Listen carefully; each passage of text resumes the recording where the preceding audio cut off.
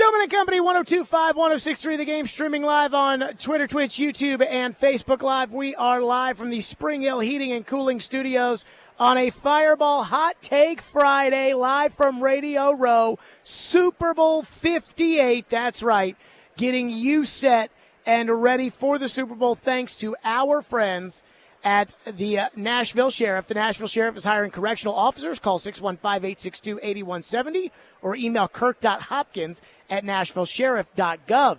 So we have spent the entire time we've been here pretty much talking Titans, which is kind of what we do 95% of the time anyways, right? Titans, Preds, Vols, SEC. You know, we're a local show and we try to be local. But it did hit me yesterday. When I was leaving Radio Row, I had a great long chat with Tank Williams, the former Titans safety. He and I, really hit it off. I really like Tank. And we were just talking about the old Titans and everything else. And it hit me as I was walking that after Sunday, we do not have a football game for 7 months. Now, we'll get by because we'll have the combine, and then we'll have the draft. And then we'll have OTAs, and then we'll have training camp, which I'll probably still go to this year, but won't put too much stock in, or at least try not to, after what happened last year. And then finally in September, we will have the football season. And who knows what it will be like in September when we get there as compared to where we are now. But we have one last football game to enjoy on Sunday. And I am just going to take all the suspense out of the Super Bowl for you right now. Because I am officially guaranteeing, Ian,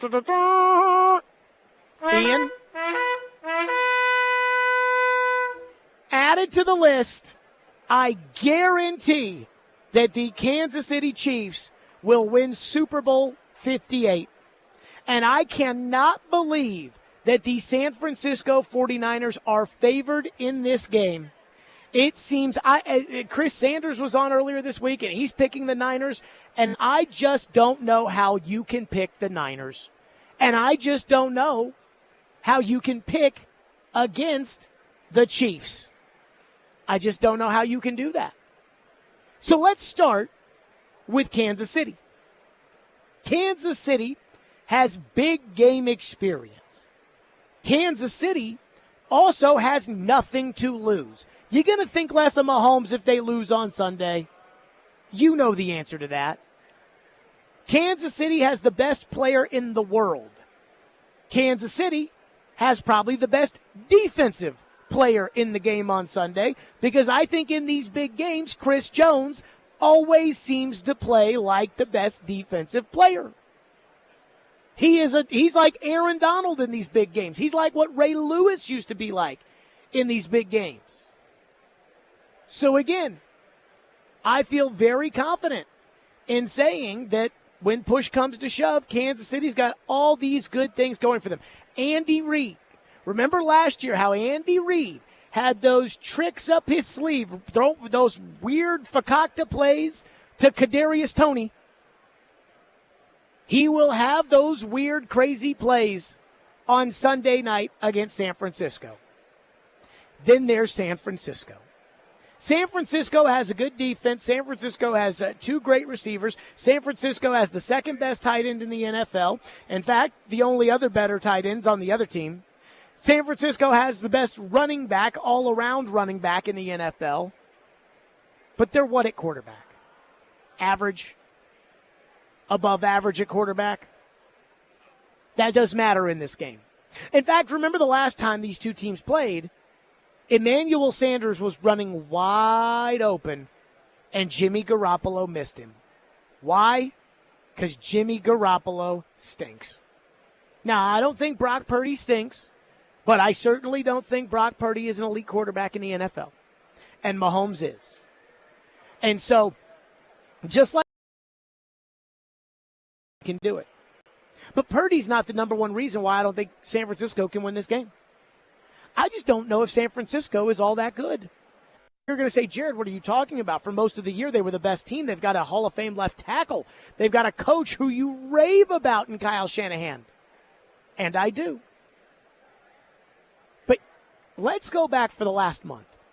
San Francisco went into the Christmas Day game against the Ravens, and everybody assumed that they were the best team in the NFL, and they lost. And not only did they lose, they got crushed. So I figured, okay, that's fine. You lose that game, you move on. That's fine.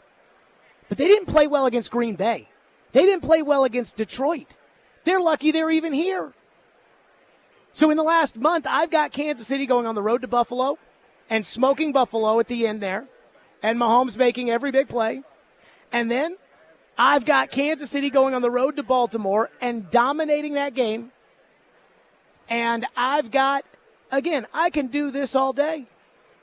So, I don't understand why the line is the way it is. I don't want to ruin the last football game of the year for everybody because, there's, what are we going to watch? We'll watch the college basketball tournament, and then we'll have to figure out a way to kind of bide our time until we're ready to talk about other things.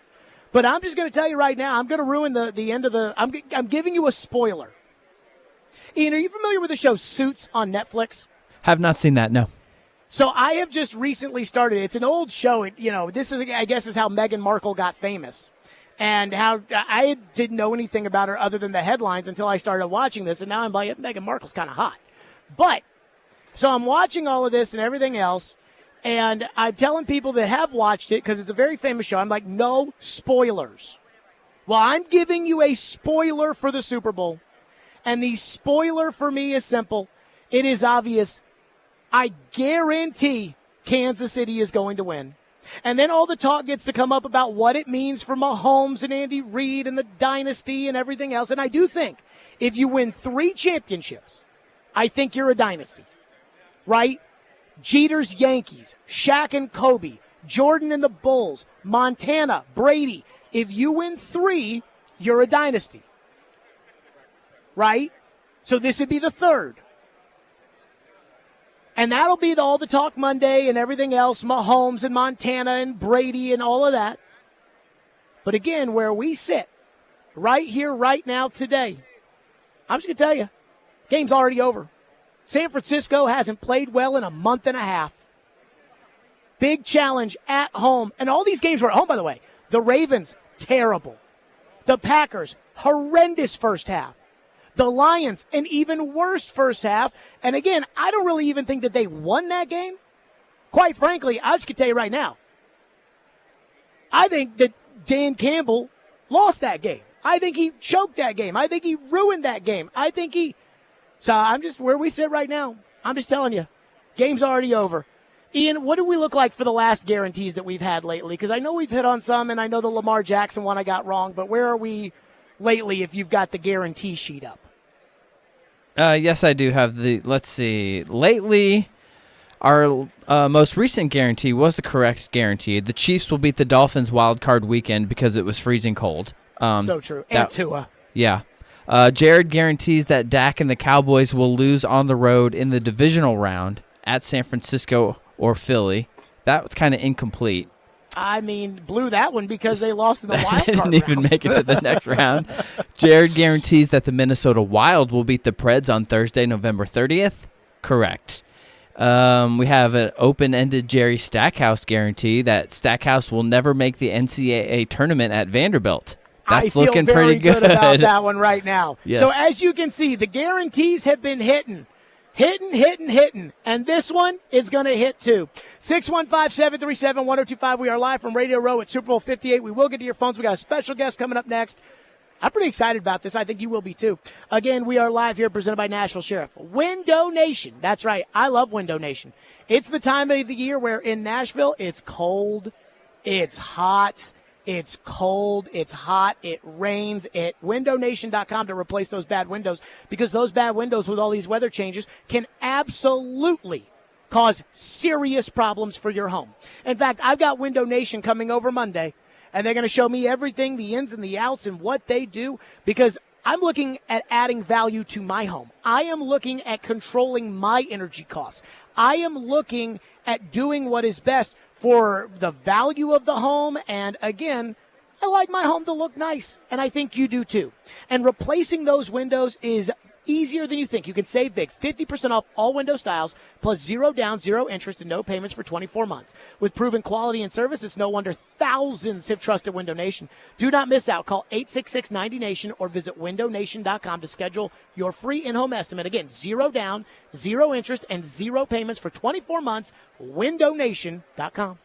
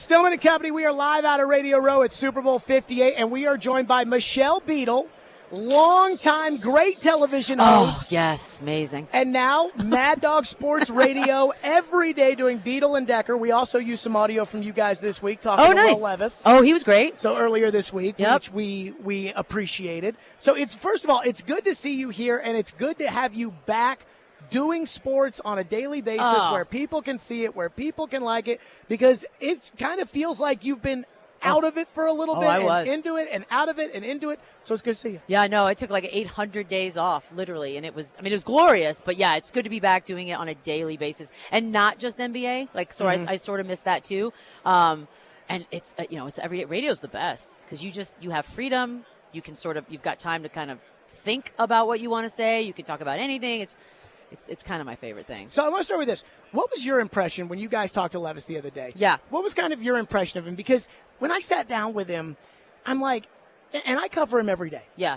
But I'm looking, I'm like, he is so young. Oh, yeah. And it's like, man, like they put a helmet on and they do interviews, and so we don't think about how young they are. But he's so young, and so I wonder. You've been doing this for a long time, talking to a lot of people. What did you make of him? What did you think? Yeah, he was very sort of serious at first. And it was hard, too, because we had him on Zoom instead of in person, which is always just a slight bit harder. But he was very serious. He loosened up as the interview went on. But, yeah, you're right. It's weird because at first you're just thinking, he's very mature and like, oh. And then you remember that they're children. I mean, we had C.J. Stroud on today. We're talking about babies right now. So, yeah, Will Levis, I mean, he seems to be in a good place. He was very good to talk to. Obviously, everyone's hawking products this week, so – was he Bounty? Yeah, he was a paper towel dude, right? I don't know. I can't keep up with it anymore. All the money that's floating around and everything else. I don't know. I feel like where we are right now with the Super Bowl, I'm a little depressed because we don't have a football game for 7 months. You're right. And then after that, it's like, the whole off season and everything else starts. And I kind of get into that. But I do wonder this. For somebody like you, when it comes to watching a game like this, do you already have it determined in your head that if Kansas City wins, here's going to be all the talking points after that?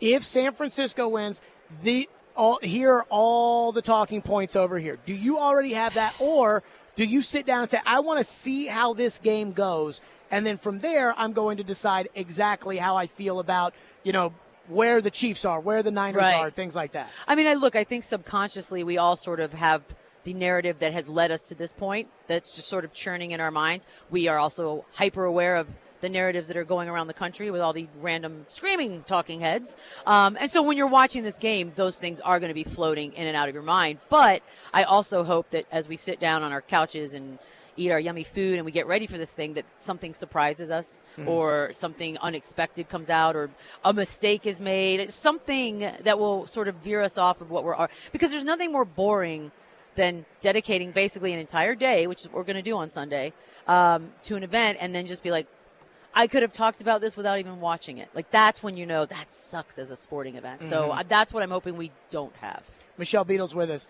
There's a nice little shot there at Talking Heads on television. Oh, the screaming ones? I mean, that wasn't that kind of like your, I won't say it wasn't your game, but it was I never kind scream. of, yeah, no. I mean, you weren't the screamer, but it's the screaming that's like pretending like everything is just such an important moment, and it's irritating to me. And I still technically do TV, but it's like, I don't get it. So I don't get it. I get accused of this all the time. Yeah. I get accused of being disingenuous. Okay. The idea of Jared Stillman just says that to rile people up, and that's why he says what he says. And I'm telling you right now, Beadle, like, that is not the case with me. Like, and it's easier, like, being from Nashville. Like, if I want to rip on the Titans, it's because I'm mad about something that they did. Yep. You've worked with all these talking heads and the debate stuff and all of that, and you chose to get out of that. Yeah. Is it as disingenuous as some people think? Because I almost kind of take it personally, projecting my own feelings of I get accused of being disingenuous, and I'm not disingenuous on the radio. Ian, back me up on that. Yep. Thank you. Yep. Thank you. I am not disingenuous, but I get accused of it. So when I see people calling out Skip Bayless or, Stephen A. Smith or whatever, I'm like, I think that's real. I think Dog, for instance, on First Take, I think that's real. That's genuine. Because that's him on radio too. So it's sort of just like now everyone else is just getting the video form of what we've sort of been listening to. Yeah, no, when you're in your 70s and you're posting photos with your Jordans on, how you can't be stopped, and then we can see the take 3 of the putting the jersey in the trash, or you're screaming about something that we all know you can't possibly believe when you're out and about. But I think, this business has gotten so kind of crazy that the people who talk about the athletes some of them are bigger than the athletes themselves these days. And I don't think that's necessarily a good thing, because then they buy and drink their own Kool-Aid, and it becomes just an obnoxious sort of cycle. Look, it obviously works for some because these things are still going and they make money. I can't watch it. I don't. That's not for me. I would rather watch 90 Day Fiancé on a loop. Okay, so I gotta tell you, I love that stuff. Now I'm not like addicted to it. Like I'm not like, oh my God, I have to wake up this morning to watch see what Skip Bayless yells about today, or Stephen A. or whatever. But I enjoy like the why. What's good about it? I don't know. Like Now, here's the thing about me. Now, we live in Nashville, don't have an NBA team. When they start talking basketball, I turn. You're out. Okay, fair. But, like, if they're talking football, like, I can watch it on TV. And I think that there are a lot of people that hate that kind of stuff, and they hate watch it. Now, I'm not a hate 100. watcher, but I am convinced there are people that watch the yelling and the screaming on TV, and that they tell everyone, I hate this show. Yep. And then they're like, I got to see what they say about it. Yeah, see, I'm truthful. I hate it, and I don't watch it. But I know what you're saying. 'Cause Proud of you. Ask yourself this. Of all your friends, when you talk about sports, and you're like, who do you like listening to? No one's ever mentioned, like, those guys, but they watch. Sure. So it's like a weird relationship that people have with it. And, again, clearly it's working. Like, I'm not stupid. I get it. But I don't get it. It's a weird, I don't know if we're going to ever get away from it. Probably not. But the thing that bothers me, too, is when factual incorrections are made all the time. And I'm just sort of like, that irritates me. Because if you yell loud enough, you can be wrong, and people don't call you on it. And that drives me crazy. So I like about radio being accountable. Yes. That, like, if I say, like, I guaranteed the Chiefs are going to win the Super Bowl. I see no path for I see no path for San Francisco to win on Sunday. Right. It's just not going to happen. And so on Monday, after San Francisco wins on Sunday, Exactly. it'll be, our phone lines text, like, what did you think about da-da-da? I would say I do feel like there is not as much accountability on television. Oh, none. I mean, look, I've done TV for almost 20 years. You are talking to a camera, and you finish, and you go about your business. Now, social media made it to where you can be held accountable if you choose to go read the comments. You don't have to, though, and I don't think a lot of guys do at this point in the game. But, yeah, you're right. Radio is like, it's either an immediate call, an immediate tweet, immediately as soon as you say the words out loud. TV is just not the same. And then you're on to the next. So there's really no time to sort of be – because we've seen so many, like, mistakes being made. Nothing comes of it because they've already moved on to the third show after that. So it's like, all right. Michelle Beadle's with us. You did Sports Nation with Colin for all that time, and then I think you left ESPN, and then he left ESPN. Correct. And then you came back to ESPN. Yep. When we talk about the talking heads, I sometimes think Colin gets lumped in with the debate shows, but Colin is not a debater. How do you differentiate the way you feel about, again, the 70-year-old with the Jordans and Skip Bayless, and Colin, who comes on right after him? Because I do think they do somewhat different things. No, they're very different. And I will say this, like, I have not seen or talked to Skip since I was at ESPN, and he was lovely when I was there. But I'm also aware of sort of the product that he puts out and what it is. And I know Colin would have to want to work with a bunch of other people to be a debater. And Colin's one of those kind of crazy men that can sit in a room by himself for 4 hours and just talk. You know what I'm saying? Sure.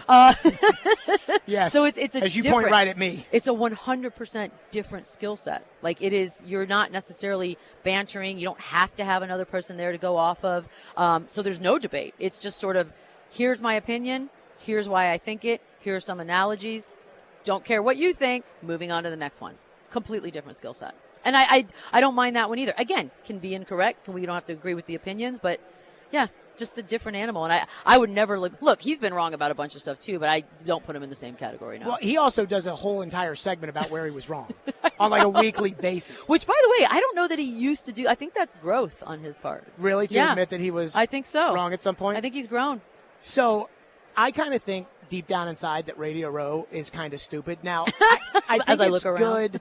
I think it's good on the local level, like for us, because we can get, FaceTime with Rich Gannon and ask him about Will Levis. Sure. And, Brian Callahan's the new coach, and he played for his dad, and his dad's the new Titans line coach. Crazy. So give me the scoop on that. Or like I talked to Doug when he came on about Nashville getting a Major League Baseball team, and, he talks to the commissioner and things like that. But I also think there's like a lot of just bullcrap 100%. where it's like, we're talking to Rosie O'Donnell, like out here at Radio Row. And my thing with you is, you guys this week on your show, Beadle and Decker, which is on Mad Dog Sports Radio on Sirius XM, you guys had the single best, I think, takeaway from a celebrity that I have had, former football player, former coach, you guys have had the single number one thing that I have taken away. Whoa. And most people don't know what I'm referring to. But you guys had Lawrence Taylor on yesterday. Yes, we did. And Lawrence Taylor went on and on and on about how much he loves Star Trek. It's my favorite part of the week. Like, does not watch the NFL. At all. Watches Star Trek. Yes. I must have watched that video like 6 times last night because I freaking love Star Trek. Cody does too. He was so happy. I mean, I'm listening to him reel off all the series and everything else. And I'm like, so you mean to tell me that the greatest pass rusher who ever lived, who terrified grown men, is like sitting there saying like, oh yeah, I'm now watching Star Trek Deep Space Nine for the 18th straight time. It was, we did not go into that interview thinking that was going to happen. I mean, his daughter's the one that kind of outed him, which was hilarious. And then, but his face lit up. He just all of a sudden was like, oh, Star Trek. And then Cody got excited because he loves Star Trek. And it turned into a whole thing. And I'm just like, this is a kind of surreal moment, isn't it? Just sitting here with Lawrence Taylor talking about Star Trek. And he's excited about it. It wasn't like we asked him. No, he knew all the shows He and all loved the. It sounded like if I saw him last year, he was walking around here on this Friday. Yeah. And he didn't have like any handlers with him because Whoa. this place is about to be a freaking ghost town.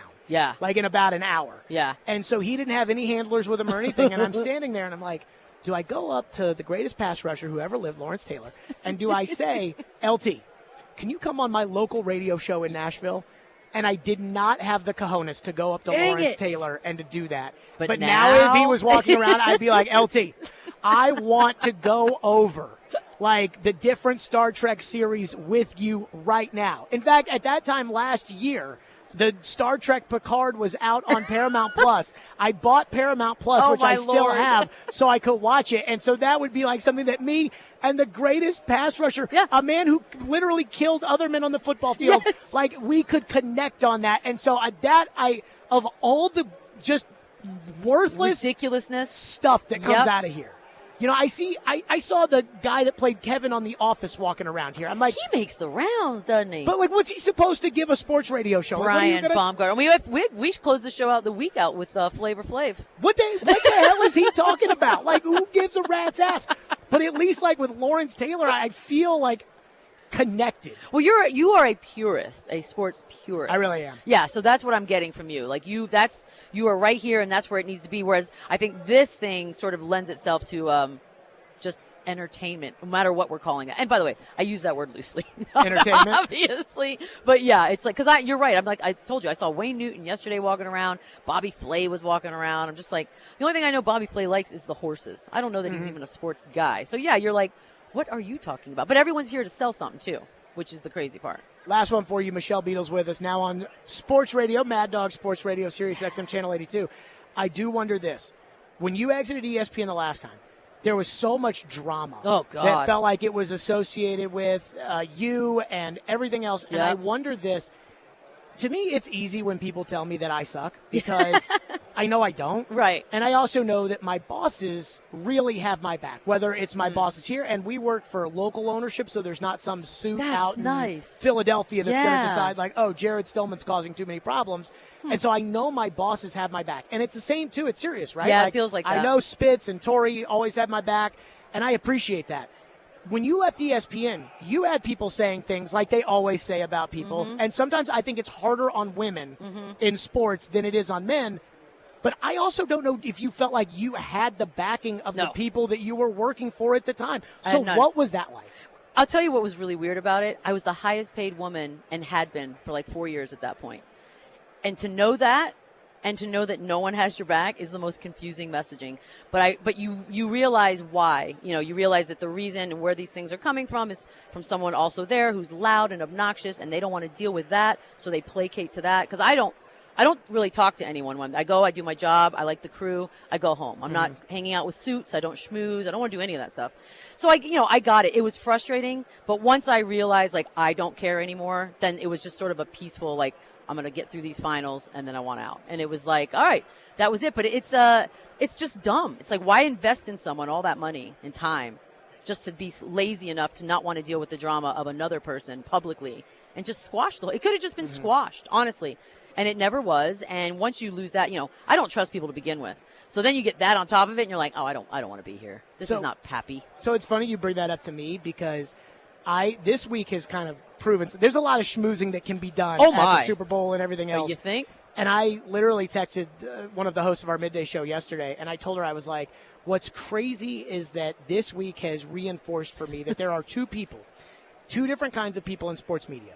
There are the people who love what it gives them, right? Like the platform, a job, a place to go, sometimes a significant amount of money, and then, status, fame, whatever you want to call it. Yeah. Then there are the people of the performance, the art of it, and that's me.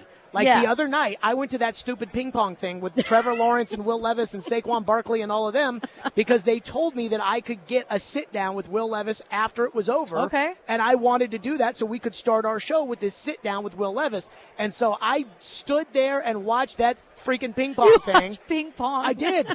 And then when it's like, this part going on, and then go out to drinks with these people and go out to dinner with that, I'd rather just sit in the room and watch TV and literally.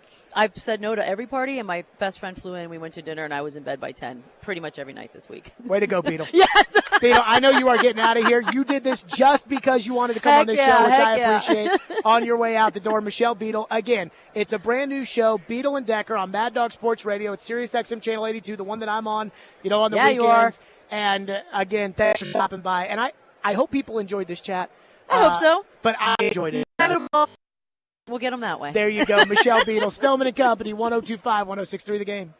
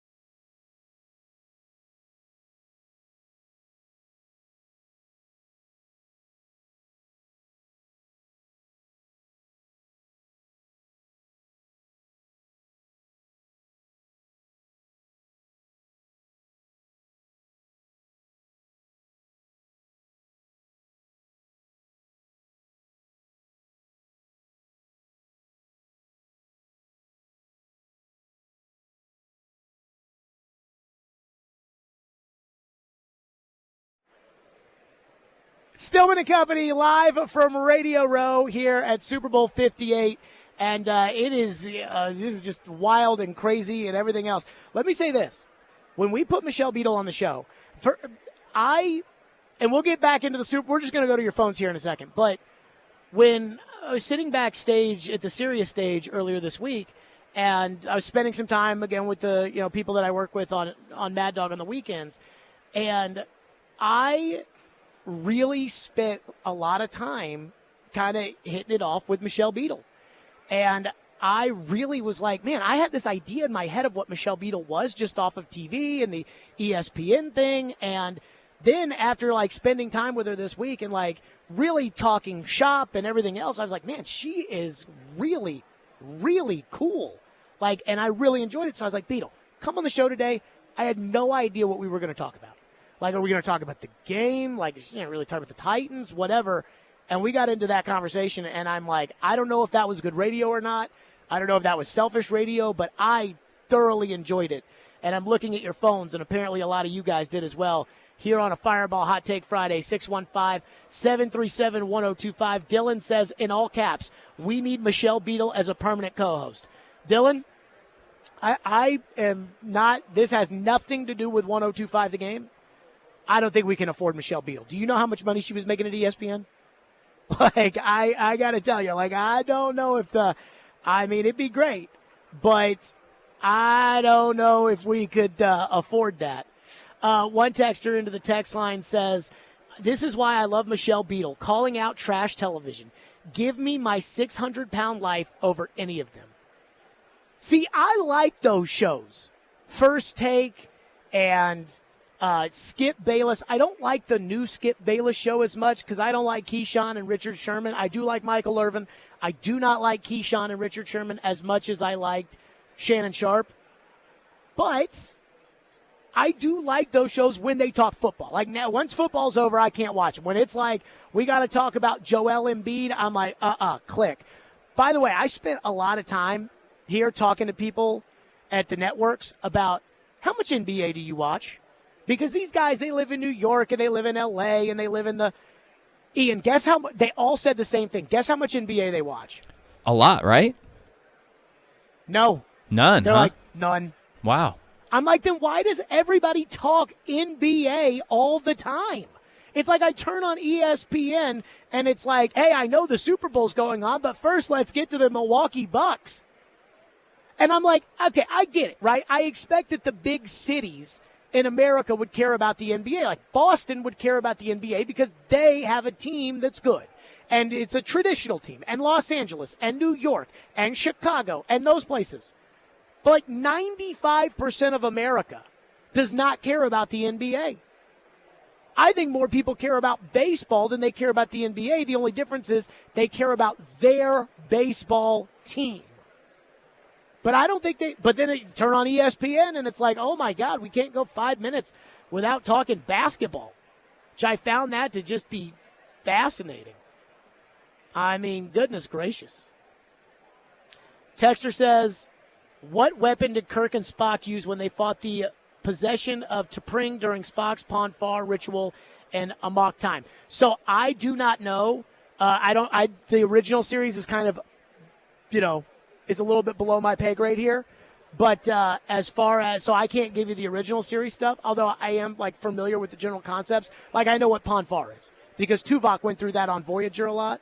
But I can't give you the answer there. I will say this though. The fact that Lawrence Taylor loves Star Trek, that is I couldn't get over it. It's like it made Lawrence Taylor, who is a superhuman, feel more real. Feel like a real person. And so as far as the individual references, Ian, do you watch the Skip Bayless and the Shannon Sharp shows or no? No, I do not. I don't watch sports morning shows. I just listen to the app for us. See, that's being a good 1025 The Game soldier. Yep. And I think it's pretty obvious that I listen to all of our stuff all the time too, especially Robbie and Joe when they say the crazy stuff, because we point that out. But I don't mind the debate shows. Because if somebody has a different opinion than me, I like it when the other person yells at them. And I like it also when people have the same opinion as me and they yell about those opinions. But I do think there's, at least it's a little disingenuous there. 615-737-1025 is our phone number. We will get back to your phones on the game on the Super Bowl because, again, before Beadle showed up, I guaranteed that the Chiefs were going to win. The Chiefs have been red hot. They went on the road and they beat Josh Allen. They beat Lamar Jackson. That is no small task. San Francisco hasn't been good in a month. They weren't good against Baltimore on Christmas Day. They were not good against the Packers outside of the second half, and they were not good at all against the Lions in the NFC title game. And plus, Brock Purdy is fine, but he is not Patrick Mahomes. So I am guaranteeing a Chiefs victory on Sunday. We'll get back into your phones on that. Stillman and Company, right here, 102.5, 106.3 The Game. Hiller Plumbing, Heating, Cooling, and Electrical. That's right. I absolutely love Hiller. Hiller has taken great care of my home for years, and I promise you that Hiller can and will do the exact same for you. It's Valentine's Day season, and love is in the air. So find your perfect match this month with Hiller. Get a free UV light when you purchase select new HVAC systems. That's right. Or get a free whole home surge protection when you buy a new whole home generator. Or get 50% off a descaler when you buy a new tankless water heater. You'll never be more in love with your home. Find your perfect match at happyhiller.com. That's Hiller Plumbing, Heating, Cooling, and Electrical. They're the best. Proud supporters of the Preds, the Vols, and Vandy. Hiller. Call the Happy Face Truck today.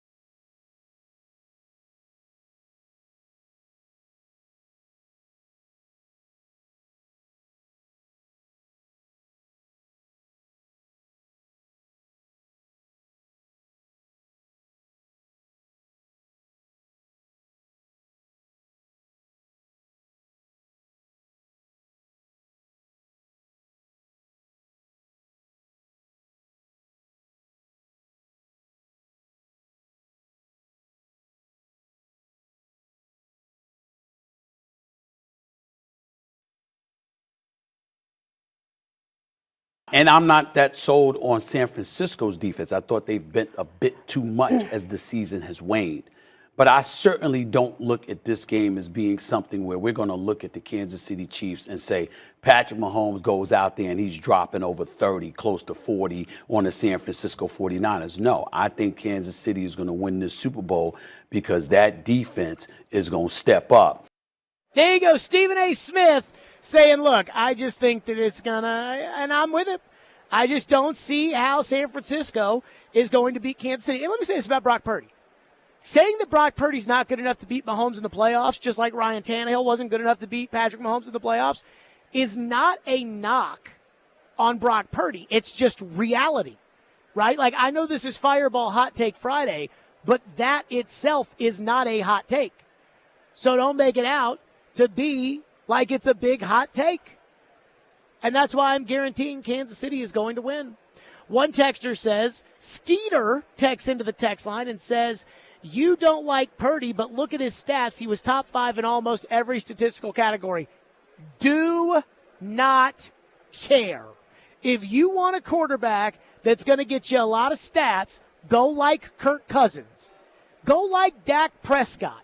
You know, I was talking to somebody this week, and we were talking about Cousins and Tannehill and Carson Wentz and like that group of quarterbacks that are all better than the average, than like the bum that they're trying to force in to play quarterback, but they're not as good as the elite quarterbacks, and they never will be, right? Like, that's why Joe Flacco had success with the Browns, is because unlike, say, Sam Howell, although he did have a bunch of stats this year, but unlike, you know, some guy that they're trying to force in there to play quarterback like Zach Wilson, Joe Flacco is just a standard, you know, run-of-the-mill average quarterback. And so he goes to a team that's completely loaded and spends a bunch of money outside of that, and he plays great. And that's simple. But that's because he's average. So I don't care about the stats, right? I care about with the game on the line, or if things don't go your way, or if you're playing an elite team, can that quarterback put his entire team on his back and carry him? Dak Prescott cannot. And I don't think Brock Purdy could. Mahomes can. Dak Prescott can. But Dak will throw, when they play the Giants, and the Giants are terrible, Dak will throw for 453 yards, and the next day all the talking heads that Michelle Beadle was just bitching about, all the talking heads will be on TV, and they'll be saying, Dak Prescott is as good as Patrick Mahomes. Is he or is he not? Let's debate. And you know he's not. So I don't care that Purdy was top 5 in those statistical categories. We're talking about winning a playoff game against Patrick Mahomes. Patrick Mahomes goes on the road and he takes down Josh Allen. Patrick Mahomes goes on the road and he takes down Lamar Jackson. Again, there are only 2 quarterbacks in the playoffs. And Mahomes has now been in, this is his 6th year as a starter. There are only 2 quarterbacks that are in the playoffs that have beaten Patrick Mahomes. Tom Brady twice and Joe Burrow once. And Brady once and Burrow were both in overtime. You think Brock Purdy's coming for the king? Come on now. Tyler says his hot take is that the Chiefs will actually get better when Andy Reid retires. A new coach will push for better weapons, and Mahomes can riff off the offense he knows so well instead of having to color within Andy's lines. It will be scary. I don't think Andy Reid is handcuffing Mahomes. The weapons on offense, I do think, are not good enough. But I actually think that that's more of an ownership thing than it is an Andy Reid thing. I think that ownership has said, like, hey, here's our budget for the year. This is what we're going to spend. And that's why Tyreek Hill goes away. And again, you guys are going to say, that's called the cap, Jared. No, it's not. Because if Kansas City wanted to lower the cap, they would have given Chris Jones a new contract, and a new contract with a nice big signing bonus would have lowered his cap number. They just don't want to pay the money. They don't want to pay Chris Jones, Aaron Donald type money. So they're not going to. So I think that's more of an ownership thing than it is an Andy thing. And then as far as Mahomes is concerned, I think that Andy gives Mahomes tons of room to freestyle. And I remember when Mahomes was getting going and the old man was talking about how, like, Tom Brady could not play in that offense which is designed to allow the quarterback those kinds of freedoms. He couldn't do it. Tom Brady needs a schedule, and you need to be on it. And conversely, he said Bill Belichick could not coach a Patrick Mahomes where it's like, hey, Patrick, you go do you. You know, I was taking calls on Sirius a couple of weeks ago talking about Belichick and all these other coaches, and I had somebody call in and say, well, Belichick needs to go coach the Bills. And I said, well, okay, but you're going to bring Josh McDaniels in and change the system on Josh Allen by doing that. And he said, oh, no, we're not going to do that. Joe Brady stays as the offensive coordinator. Belichick's not going to operate like that. So I actually think you're wrong, just based off of what I've been told years ago. And I don't think that Andy is handcuffing Mahomes at all. I think he's playing to Mahomes' strengths. Texture says, weren't they losing in both playoff games? I don't know what that means. We're talking about San Francisco? Yes. San Francisco has not played well in a month. I can't even think of when was the last time San Francisco played a big game this year, and I'm not talking about against Arizona. You know, again, those are the games that Dak Prescott throws for 450 yards. When was the last time San Francisco played one of these showdown games and won convincingly like a dominant team should? I want to say they played the Cowboys maybe late September, early October, and absolutely destroyed them. I could be wrong. There could be another one in there that I'm forgetting. But I want to say that it was that.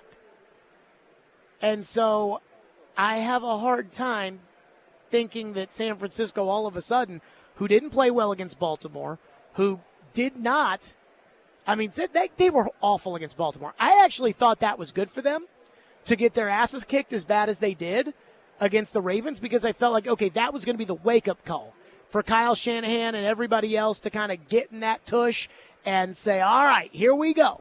Like, this is, you know, the moment that we need to look in the mirror, we need to turn it around, and we need to start playing better. Well, they beat Philly pretty good earlier. Yeah, but 42-19. When was that game? December 3rd. So that was when Philly had started their slide into terribleness. But they did kill them. Nah. I mean, that's not the same as playing Kansas, like playing Mahomes and when then, things are going yeah, well. The win against Dallas, 42-10, but that was October 8th. Yeah, I can't go with that. Mm-mm. You know, that was a big showdown game. They killed them, and that was 4 months ago. No, they lost to the Ravens, you know, late in the season, and they lost to the Rams. They beat the Commanders, Seattle, Arizona, Philly. The Philly game was probably it. Texter says, my point is that they were losing and came back with Brock Purdy at QB. Yes, but if you're losing and you come back with Brock Purdy against Jordan Love, that's great. You will not get that opportunity against Mahomes. Like that interception that Jordan Love threw, that YOLO ball at the end of the game, Mahomes doesn't throw that pass. Mahomes throws a 50-yarder down the sideline that's complete to Rashee Rice for a touchdown, and you lose. The way Dan Campbell screwed the game up, running the ball on third down at the end of the game, going for it, fourth, and not getting it, Mahomes is not going to do that. If they go for it, Mahomes is going to get it. The Green Bay kicker missed a kick. Guess what? Harrison Butker does not miss big kicks in the playoffs in the Mahomes era. He did miss a big kick at home in the playoffs against the Titans in the last Alex Smith game and the one the Titans won. But Butker, who is sometimes a little off during the season, Harrison Butker does not miss in the playoffs. So you're not going to get the opportunity to do that. That's why, again, if they were playing Jacksonville, I would pick them to win. But they're not. They're playing Mahomes. 615-737-1025 is our phone number, 615-737-1025. There was something Will Levis did yesterday that a lot of people on Twitter seem to make a big deal about. That I'm going to tell you, I don't think it is not nothing. Don't think it is not nothing. To me, it is not nothing. We'll get to that next here on Stillman and Company. FanDuel Sportsbook is my official sportsbook app. And they want to wish a happy Super Bowl to everybody who celebrates, America's #1 sportsbook. If you're like me, Super Bowl Sunday is all about scoring the best seat on the couch, grabbing your favorite football snacks, and placing some super bets. And it says in here to talk about what I love the most about Super Bowl Sunday and transition into a Super Bowl bet or bets that you like. Again, I'm guaranteeing the Chiefs will win. And the Chiefs are underdogs. Now, the one that gets me a little tricky is Mahomes at 286 on the over-under passing yards, only because I think Kansas City is going to win decisively, so it's going to be hard for me to see them throwing the ball. You know, Andy likes to take the air out of the ball at the end of the game. FanDuel has so many ways for you to end the season with a W or 2 or 3. Not only can you bet on who will win Super Bowl 58, but FanDuel also has bets for which players will score a touchdown, how many points will be scored, and so much more. New customers join today, and you'll get $200 in bonus bets if your first bet of $5 or more wins. Just visit FanDuel.com/JGM to sign up. That's FanDuel.com/JGM, and make every moment more with FanDuel, an official sportsbook partner of the NFL. 21 and over in present Tennessee. $10 first deposit required. Bonus issued as non-withdrawable bonus bets that expire 7 days after receipt. See terms at sportsbook.fanduel.com. Gambling problem? Call the Tennessee Red Line at 1-800-889-9789.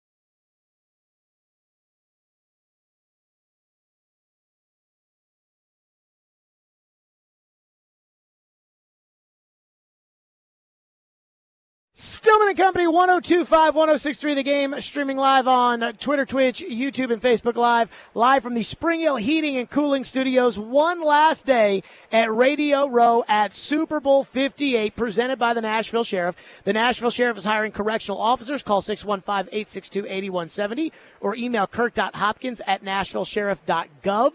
Later this hour, Chris Johnson, CJ2K, will join us. Tony Khan, who is a co-owner of the Jags. I guess his dad owns the Jags, but he's kind of, junior in there. He will join us. Al Smith, the old Oiler, who's now the president of the NFL Alumni Association in Tennessee, he will join us today. Chad's going to be here. I mean, we are just loaded the rest of the show today, and we got some more surprises as well. So apparently in Vegas, I went to the Will Levis ping pong tournament 2 nights ago. And quite frankly, I was bored out of my freaking mind because I was there just simply to interview Will Levis after it was over. I found myself just standing there with my phone, and I was just watching Suits on Netflix on my phone while Will Levis and Trevor Lawrence and Saquon Barkley and Jamal Williams and Trenton Taylor and Dustin Hopkins and all those guys were playing ping pong for a live stream audience with a bunch of Old Spice and toilet paper and whatever, all these Procter & Gamble brands that are just sitting around them. And so I wasn't even really paying attention to that. I did watch Levis there when he got dominated by Trenton Taylor, and I saw some of that, and maybe I was like, this is a little frustrated there, but I didn't think much of it. I was just there to get the interview, to sit down with Levis, and we chatted, and I thought it was great. But last night on Twitter, it started making the rounds that Will Levis was dominating in some celebrity poker tournament. And apparently he knocked out a professional poker player named Rampage, and he, I think he finished third or something like that, but he absolutely played great in this poker tournament last night. Now, he didn't win it, but he played well. That's not nothing to me. In fact, if you told me, hey, Will Levis went into a celebrity poker tournament that had real poker players in it, again, I'm not going to sit down in front of my computer and watch. Just like when I was at the ping pong tournament, I was watching something else because I couldn't give a rat's ass. But it's not nothing to me that Levis played well in this poker tournament. I'm going to tell you why. Because when it comes to poker, there are really 3 things that you need to have in order to be a good poker player. See, I do not have the patience to play poker. I'm just going to be honest with you. Because you've got to be very patient. You've got to wait for your opportunity. But you got to be, I think it requires 3 things: patience, smarts, and intuition, right? Like, you've got to wait when you're playing poker for the right time. Hey, you don't have something, you can't force it, just like a pass, you can't force it, fold. Throw them in there. Well, I'm big blind and I'm pot committed, but I probably have a losing hand, but are you sure you want to go all in? Poker is very much like playing quarterback, except it doesn't have the physical element of doing it. Well, when it comes to the physical elements, size, speed, arm strength, Will Levis has that. Work ethic, I'm not worried about that. Will Levis has those things. Now, I am a little worried about him holding up from an injury standpoint, and that has been, concerning. It's kind of a chicken and the egg thing. Does he always get hurt, or is it the terrible offensive lines that are in front of him? But as far as the physical aspects of quarterback, I don't think any of us are necessarily worried about Will Levis outside of the injuries. But as is with really all sports, but especially football and especially quarterback, what's up here matters now. And again, playing quarterback, you have to be patient, but you can't wait forever. You have to take risk, but you can't be stupid. It is a very fine line to walk in terms of finding just the secret amount of sauce to be able to play that position. Some guys are just so gifted naturally at their ability to do that. I watch C.J. Stroud play, and it's almost like C.J. Stroud just knows the exact right time, just the exact right throw to take, the exact right amount of air to put under the ball, the exact right amount of where to put. Like, he's got that. But again, with Levis, it's about patience, smarts, which we know he's smart, and intuition. Do you know right here in this game, right now, when you see that look, do you know you're going to get the open receiver where you think he's going to be before the snap? Then what do you do when you get the snap and it doesn't go the way you thought it was going to go? Do you take the shot, or do you check it down and say, hold on, let's play it safe here, let's make sure that we – and you've got a tenth of a second maybe to be able to make that decision. Poker's kind of similar, right? Sure, you can sit there and look at your hand and think about what you want to do. Do you want to call? Do you want to raise? Do you want to fold? Do you want to you can do all of that. But everything that you do in that span is a tell, right? You cough, you scratch your tush, all of that, it's a tell. So every tenth of a second matters, just like playing quarterback. So again, I know Joe's going to, if Will Levis stinks, when all is said and done, Joe Rexroyd will sit there and say, oh, yeah, but Jared thought he was good because he played in a poker tournament at the Super Bowl in Vegas. And that's not really what I'm saying. I'm just saying it's not nothing when we're trying to project out what Will Levis is or isn't going to be. It's not nothing. And, quite frankly, I don't want to say it gets me excited, but it makes me think that the Titans might be onto something here, and that everything that everybody wants to believe about Levis, he may have all of it. The Miami game, I told you guys after the Miami comeback, I said, he's got the it factor. Now, is he going to be able to constantly replicate it over and over and over and over again, the way that Tom Brady, Peyton Manning, Patrick Mahomes, John Elway, Joe Burrow, is he going to be able to do that? I don't know. But as far as being able to do it, have the it factor, Malik Willis doesn't have it, right? And I know that's the extreme example here, but I'm just saying. 615-737-1025. Josh in Kentucky, Ian says I'm wrong about poker. In what way? I mean, again, I'm not sitting here telling you that I'm a poker savant. There's a lot of people who think they're super poker experts, and they probably are. But when I was in high school, we all played poker a lot, and I watched, that was when poker was on TV. And so I watched a little poker on TV, and now, the Bally Sports, it feels like, has poker on at random times. So if you've still got cable, you'll turn off the Preds game, turn it on the next day, and it'll be like Phil Ivey playing poker from 8 years ago. I cannot watch that. I'm not interested in it. I don't care. I don't any of these things. So I would not say that I'm a poker savant by any stretch of the imagination. Josh in Kentucky says, you're so wrong about poker, Jared. It's all about being able to bluff and being able to read the other players' tells so you know when they're bluffing. Come on, Jared. You don't have to be that smart to play poker, bro, and patience has nothing to do with it. You can't tell me patience doesn't have something to do with poker.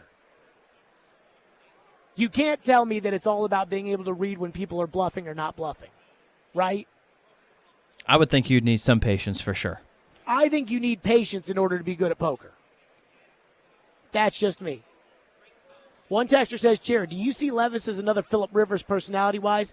They both had sort of a competitive anxiety, and I think you can win with that personality type. I can't tell you about Rivers because I don't know Rivers. I never covered him. I wasn't around him. Levis absolutely has anxiety. And that doesn't mean like he's afraid to do something. It just means that he's just so wired all the time.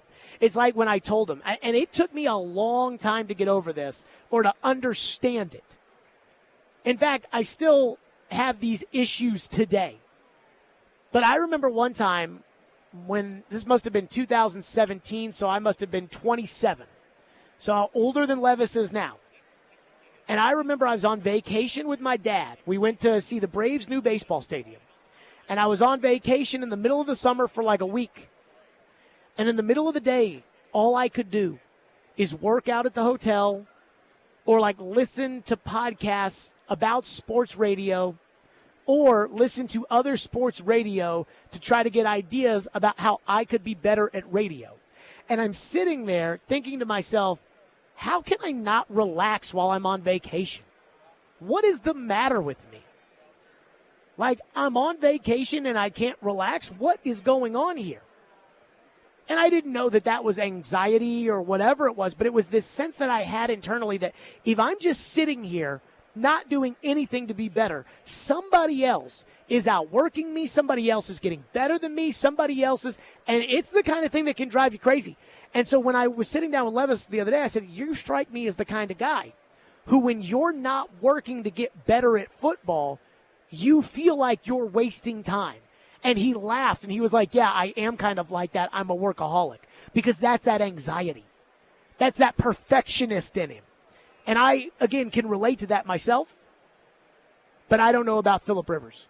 But I was talking to somebody who works with Levis, and I was like, yo. I'm like, he's got to chill out, man. Like, he's tight. Like, he is wired. And he was like, oh, yeah. He's like, we tell him that. Like, we tell him, like, hey, man, you just got to. It's okay. Like, you gotta, you just gotta be able to manage that a little bit. JT says Josh from Kentucky must lose a lot of money in poker. So I guess there's now this huge debate. Indy Ben says, I think you're reading too much into things again and wishful thinking on your part that being good at poker makes Levis more promising as a franchise quarterback. I mean, maybe. But that's what we do on this show is we read into things. And every little morsel of information matters. It's like when we were talking to Rich Gannon earlier this week, and we joked about those comments that Rich made about Will, bringing his mom and his sister to the, bringing his mom and sister and girlfriend to the draft. And it was like, maybe just bring one. He's looking like a Don Juan out there. And it's kind of ridiculous to think about Will Levis telling his mom or sister, hey, you can't go to the draft because you're too good looking on TV. And that'll make other people think poorly of me. But there is a hint of truth behind that with these NFL teams and these players that they don't really know when it comes to a personality test of trying to use the smallest little things to decipher what somebody is or isn't. Caroline told me some story, I don't know who reported it, but that Will Levis in a meeting with the team took a bag of chips and that the team thought that Will Levis was entitled for taking the chips without asking. Now, how stupid does that sound?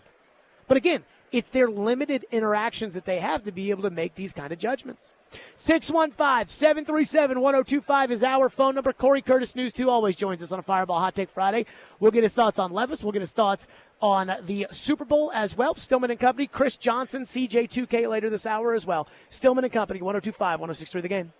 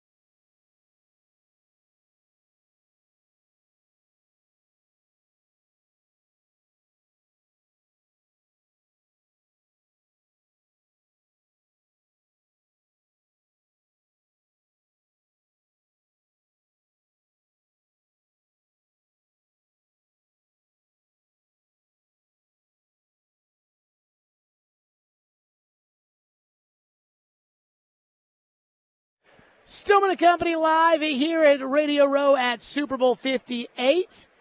Let's give something away. I'm in a good mood. Caller 5 right now at 615-737-1025, and you'll win a pair of tickets to see Disturbed with special guest Falling in Reverse at Bridgestone Arena on Saturday, February 17th. Good luck to you there. So, again, we've had a lot going on this week, tons of interviews, tons of analysis. We've got a big game on Sunday.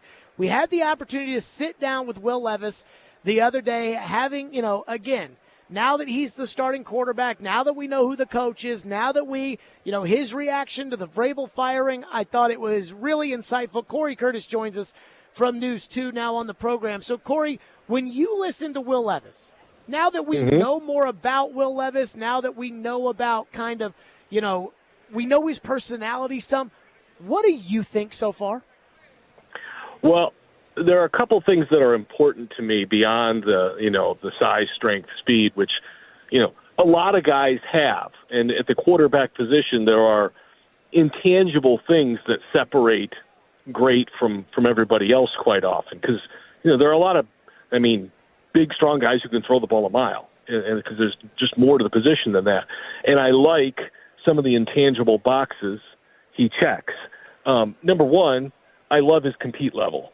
That dude wants to win. There's no question that he wants to win and will do anything it takes to win a football game and to help put his teammates in a better position to win. And that's a big box to check for me. And I know you can say, well, everybody cares about winning. They do. Some care a little bit more. And that sucker wants to win. And then the other thing that you look at, and this kind of goes along those lines, but I feel pretty good at saying he is an alpha male, and that he is born to be in a leadership position. I don't think he's entirely comfortable not being in a leadership position. I think it was probably a relief to him when he was named the starting quarterback, because I'm going to guess he probably wasn't that comfortable being a backup, because I don't think that that's in his DNA. And so I think I'm excited to see how he responds to that. I think it's more natural for him to say, all right, this summer I'm going to get the guys together and we're going to work out in the off season. That's, because he can do that now. That's his job. That's what comes natural to him. And so I think some of these leadership and compete issues, are things that come really naturally to him. And I think those are really important to me. So I am starting to be convinced away from where I went into this with the 7th pick, thinking that if an elite receiver and an elite tackle were on the board at 7, I think I went into this week thinking take the elite receiver. What Brian Callahan said about the elite touchdown scorers, that really rang true to me, and I kind of feel that way too. Plus, I think I'm a natural contrarian, so when everybody says the Titans have to take Joe Alt, my natural response to that, my fight or flight inside of me, is going to find reasons for them to not do it. But the more that I talk to Rich Gannon and Warren Moon and Solomon Wilcots and all the guys that we've talked to here at Radio Row, the more I'm starting to kind of trend in the other direction, saying, you know what, they need to get the line figured out, draft a left tackle that Bill Callahan likes, with him and Skoronski on the left side. Now I don't have to worry about that anymore with Bill Callahan coaching them. I'm starting to be drug into the other direction. Do you think that that's the right decision or wrong decision, or do those kind of opinions change your mind at all? Well, first of all, you're talking to old school thinkers, and there's nothing wrong with that. I was an old school thinker for a long time, because I have always been an offensive line. It all starts, the game is won in the trenches, and I still largely believe that. But, for a lot of guys who've been entrenched in the game a long time, nothing is going to drag them out of that thinking. When the Bengals took Jamar Chase over Penei Sewell, people, including myself, went bonkers, okay? But then you learn when you have a truly special player, you can figure the other stuff out, all right? When you get truly special players, there's no replacing that. And so, what we're talking about here, what if Marvin Harrison Jr. is on the board at 7? You still feel that way? Well, I think that at that point they have to take him, right? Okay, but that's what I'm saying. If you think a guy is truly special and exceptional at that wide receiver position in his ability to score touchdowns, whether it's Marvin Harrison Jr. or Udunze or Adonzi or whatever, however you pronounce his name, or Adunze or Malik Neighbors, that might be the way to go. Look, I don't think you can go wrong with Joe Alt. It's a safe pick. I mean, it's in my opinion, a really safe pick. The guy's 6'8", 330 pounds, moves really well. I mean, his numbers in Notre Dame are outstanding. And if Bill Callahan checks off on him, that's good enough for me. I was always a guy who went offensive line first. I have flipped to the other side largely and said, give me some guys who can score some touchdowns and go find a tackle who can do a decent job in the second round. You should be able to do that. But I don't have a problem either way. I just can't believe that anybody's opinion could sway you. That's the amazing thing. Well, the more I talk about it, the more and again, to your point, yeah, Warren Moon and Rich Gannon played in a different era, and I understand that. Yeah. But I mean, they were great quarterbacks. They were, and they had great offensive lines. Warren Moon played behind a great offensive line in Houston. And so, I thought Gannon was the one that I really thought, Warren was basically like, I had Matthews and Munchak, and so since I had Matthews and Munchak, who cares? I can just, I want them for Will Levis. But with Gannon, right, he had Tim Brown and Jerry Rice towards the end of his career.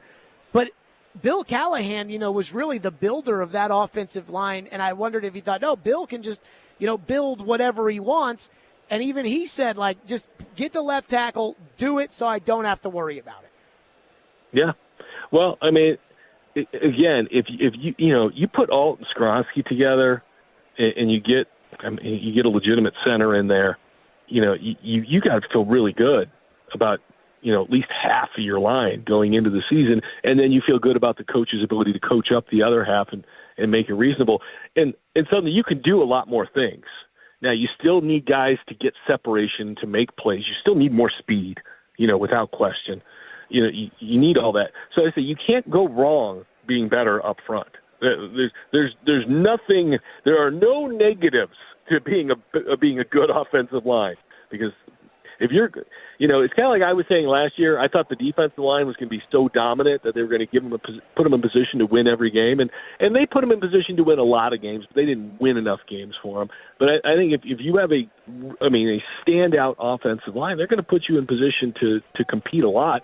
And as we talked about with the Bengals, yes, they took Jamar Chase, and yes, they've got great weapons on the field. But Joe Burrow's been hurt a lot, and maybe that's something we should talk more about. That's something Solomon Wilcott's brought up here. Cory Curtis, News 2, with us on a Fireball Hot Take Friday. What are your thoughts on Super Bowl 58? I have guaranteed a Chiefs victory. I just don't think that Patrick Mahomes is going to lose, and I don't think San Francisco's played well in a month. Cory, your thoughts? If you're picking the Chiefs, then I have got to go with the 49ers. There's no question about that. Look, I said from the beginning of the season I didn't think the Chiefs had the weapons to get to the Super Bowl. I was wrong. Patrick Mahomes, Andy Reid. You want a genius coach? Give me Andy Reid. That's the coach I want. That guy, no matter who his quarterback has been, and I know Patrick Mahomes is incredible, but he won with Donovan McNabb. He won with Kevin Cobb. He won with Nick Foles. He won with Alex Smith. That guy wins with everybody, all right? Andy Reid is outstanding, and I think this year, Andy Reid and Patrick Mahomes, this is a crowning achievement being in this game for both of those guys. It's absolutely unbelievable. I can't get past the fact that I think the 49ers have more talent. That's just where I'm at. I think they've got more talent. I think it's a low-scoring, really close game, which probably favors the Chiefs along your lines, but I've got the 49ers. Okay, who's the best player in the game going to be? Right now, who's the best player? If we were to rank all the players that are going to be playing in the Super Bowl, who's the best player? Well, Patrick Mahomes is the best player. He's the best player in the NFL. Who's the second best player?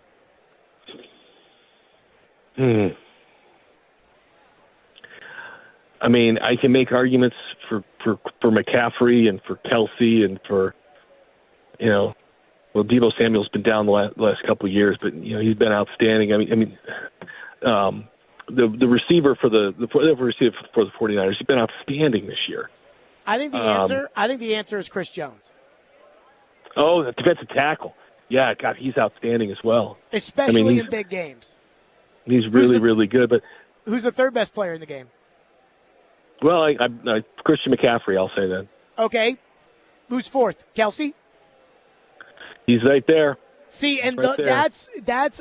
I mean, I'm sure the Utah Jazz had a better roster, top to bottom. The Reggie Miller Pacers had a better roster, top to bottom. You know this than the Chicago Bulls, but with Jordan, Pippen, and Rodman, that was enough, and that's what I see with Mahomes, Kelsey, and Jones. Is that I just don't think that Brock Purdy has enough to overcome the firepower and pressure that those two will put on him on the offensive side, and then the big plays that we know Chris Jones is going to make on the defensive side.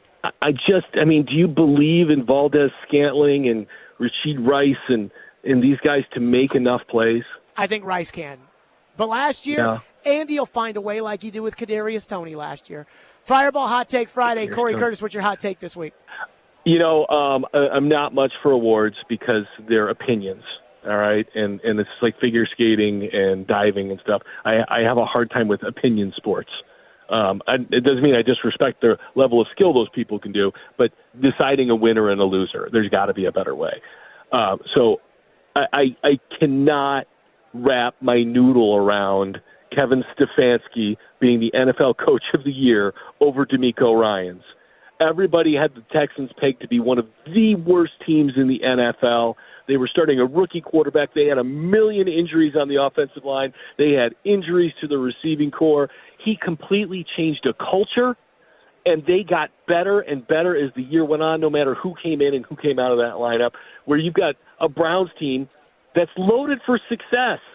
Yes, they had injuries at quarterback. Yes, they did it with Joe Flacco. But look at the rest of that team.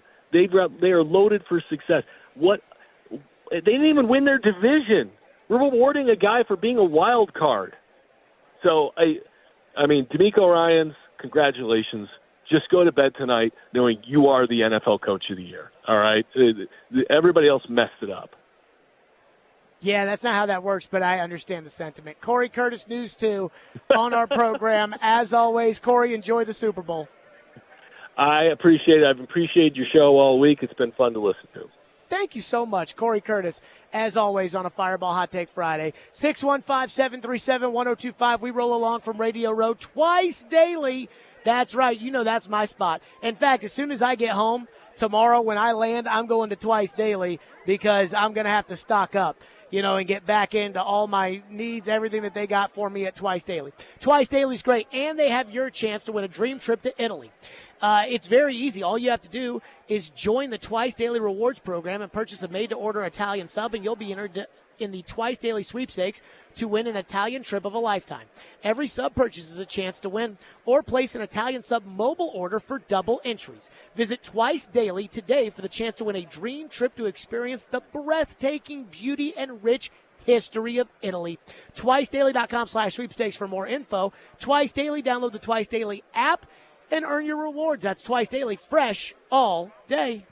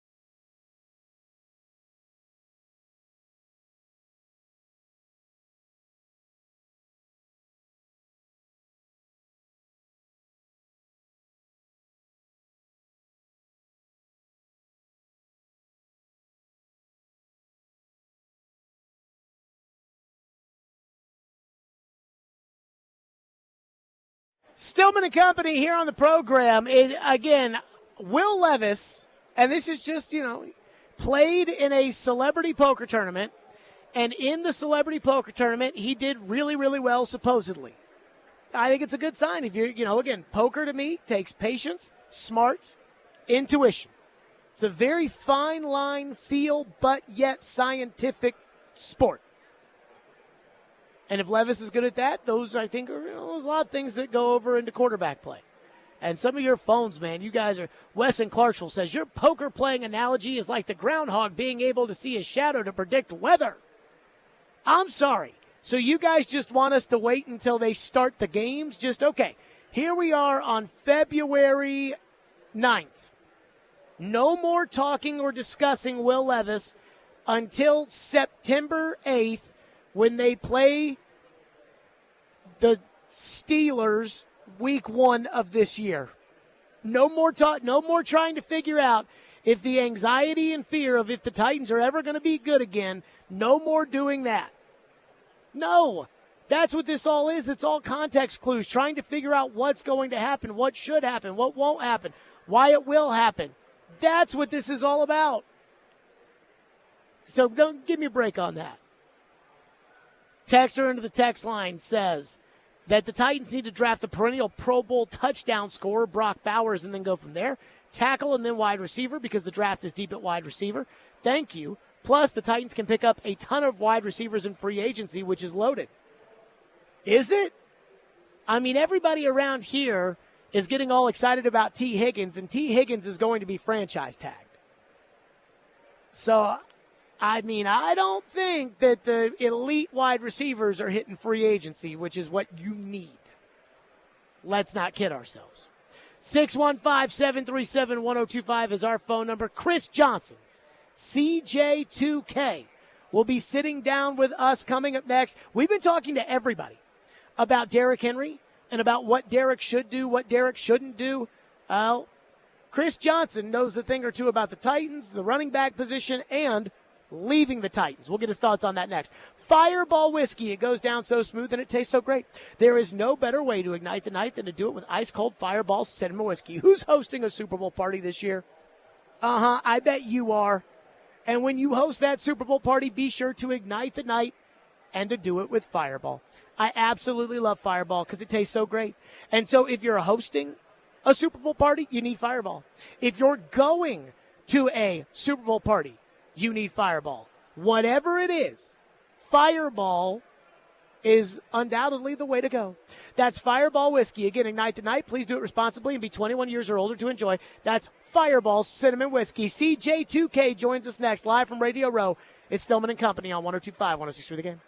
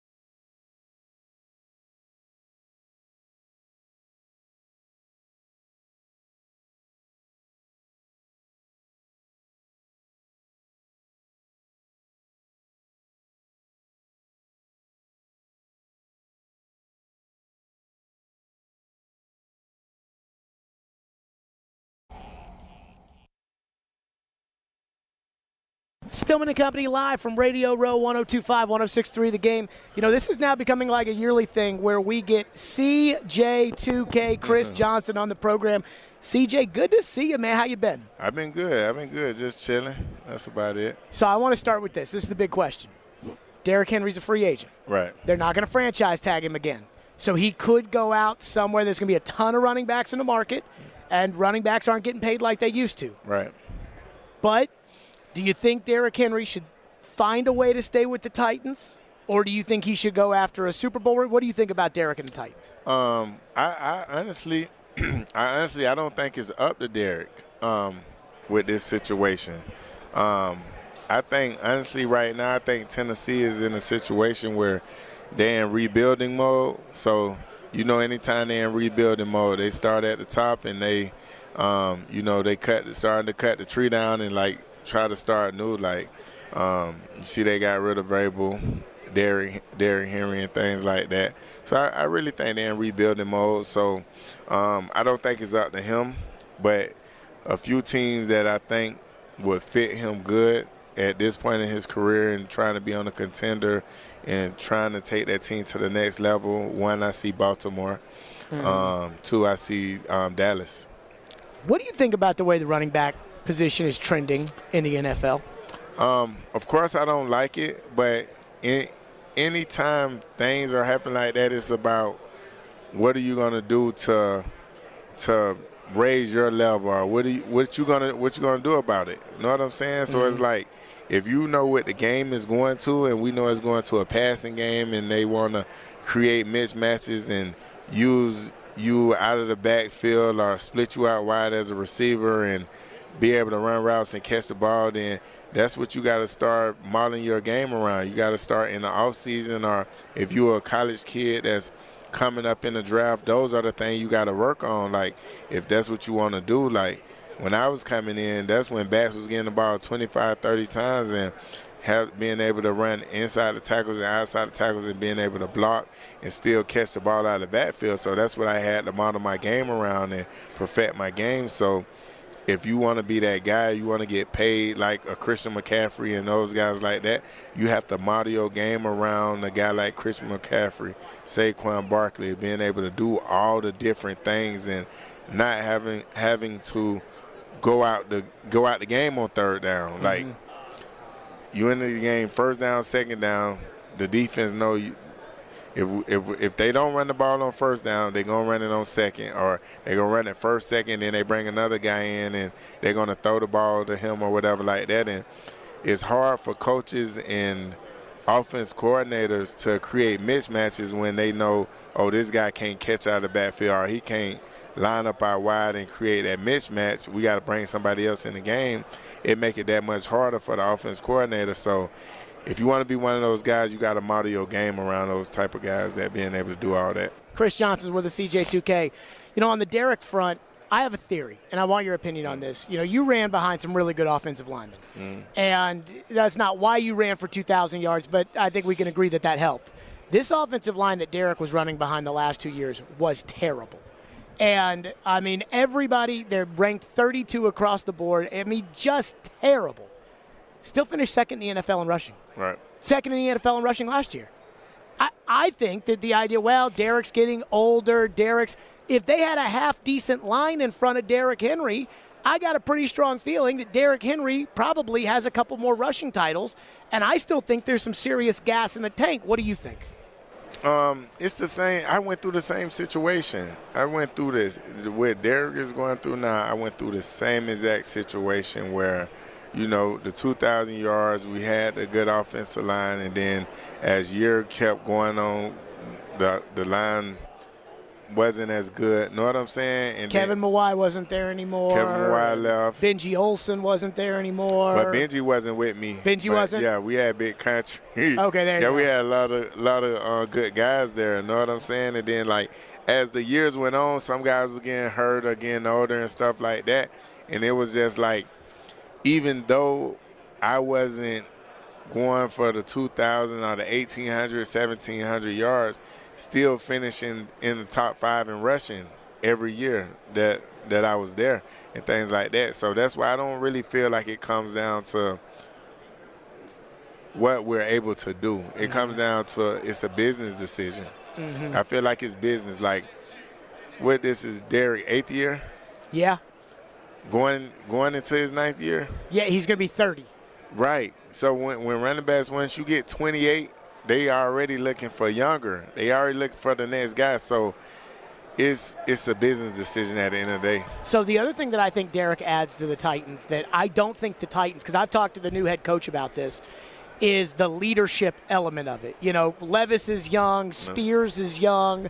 The line, they're going to be bringing in some young guys. They've got Hopkins there, but other than that, it's a very young group. I think that, what do you think of Derek's leadership and how important that is through the rebuilding process if they decide that they want Derek back? I love his leadership, and having him back, having that guy in there to be the leader and be able to lead that offense on and off the field, being vocal and things like that, that would be a real big plus for Tennessee. But like I say, when you go into rebuilding mode, that's not a thing that teams are thinking. They want to go young. Who is going to be the next group of leaders? Who is going to be – they're looking for who's going to be the next guy to step up and be the leader, because I was like, it's different situations. Like, do you feel like Derrick Henry would be that missing piece to us winning the Super Bowl? At this point, no. Okay, so what are we doing here? No. What do you think? Chris Johnson's with us. What do you think of the young running back Spears, the kid they drafted out of Tulane? You know, it's kind of more of that modern back, the speed and the ability to catch the ball. What do you think of him? Just watch him throughout the season. I feel like he's a good back. He's a good back. When he had the opportunity to come in there, he ran the ball well. He caught the ball out of the backfield well. And I think he's going to be a plus to the Tennessee Titans offense. Like I say, he's a younger guy.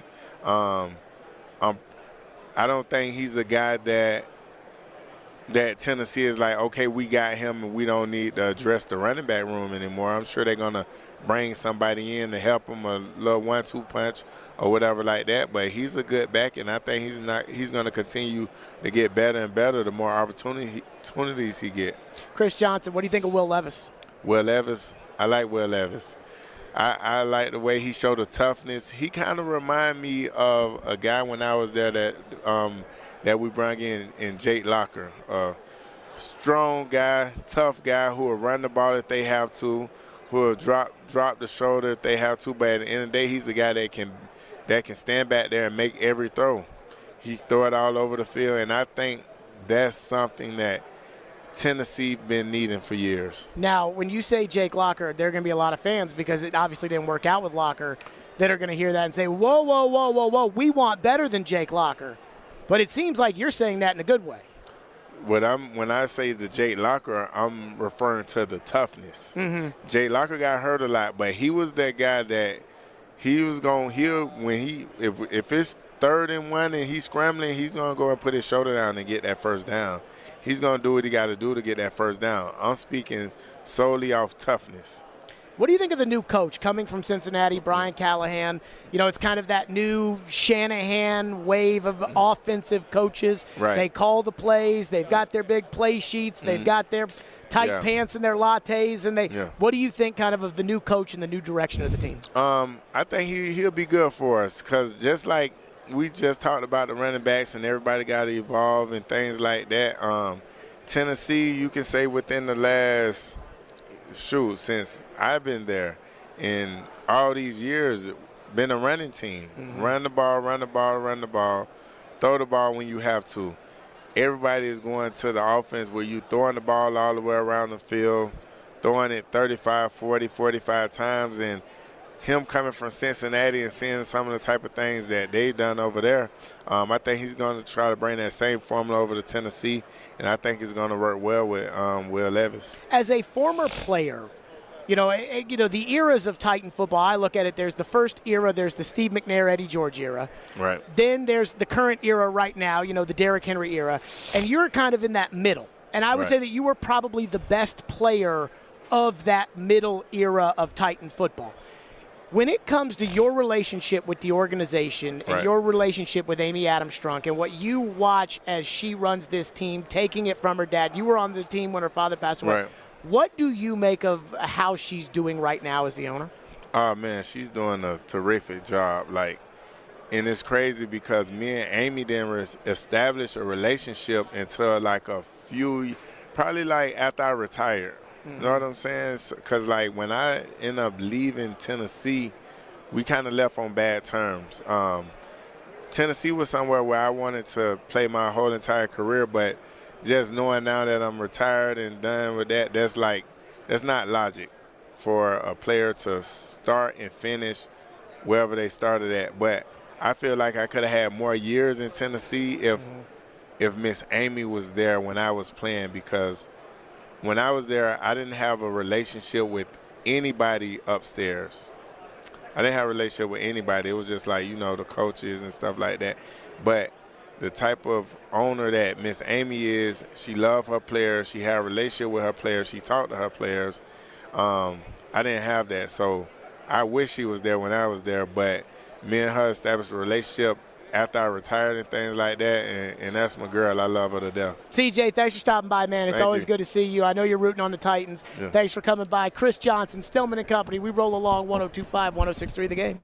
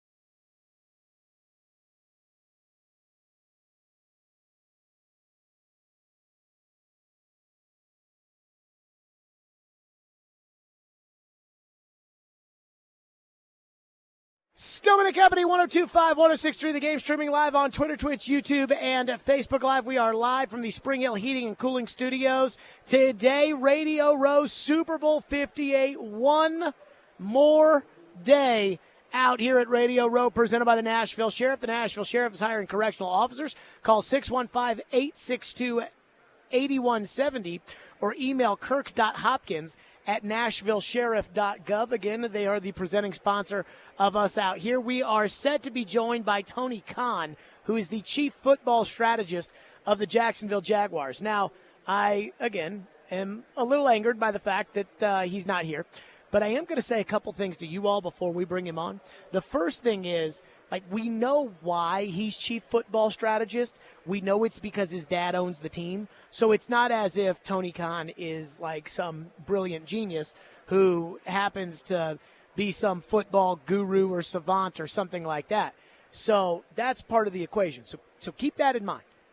So it's not like, again, we're talking to some genius here that's going to be so much smarter than us. Now, he runs some wrestling something or another, AEW. Ian, are we familiar with that, the AEW? It stands for All Elite Wrestling. Okay, so apparently, that's, they always pitch him to come on to talk about the AEW, but we let him talk about that for maybe 20 seconds because we don't care about that, but we do care about the Jag stuff. Now, it says that he's a big analytics guy, which I think is fascinating because, again, what they tell me every time I hear the Titans talk about analytics, or really I hear anybody talk about analytics now, there's no real explanation as to what the analytics are. They just say analytics. And it's well, we think analytics are really important, or, oh, man, we have to overhaul the analytics, or, oh, our analytics department is a startup, or, oh, our analytic models have to be built. And I'm what the hell are we talking about? If you hire somebody to do analytics, isn't it they've already got the analytics with them?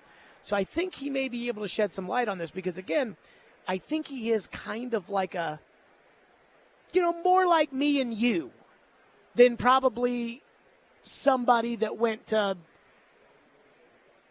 the brightest MBA program in the country that's working with doctors at Harvard and Yale.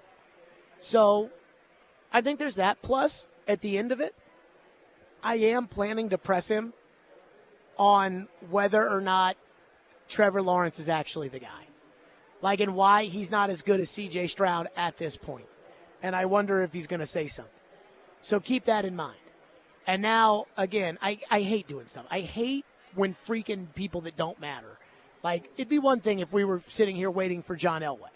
It is another thing when we're sitting here waiting for Tony Khan, which only means that I'm going to be meaner in this interview. But where in the world as we continue to await on that? Let's get to some phones while we're at it. First of all, I thought a good interview with Chris Johnson, and that was the first interview we did where it kind of bummed me out a little bit as far as Derrick Henry's concerned.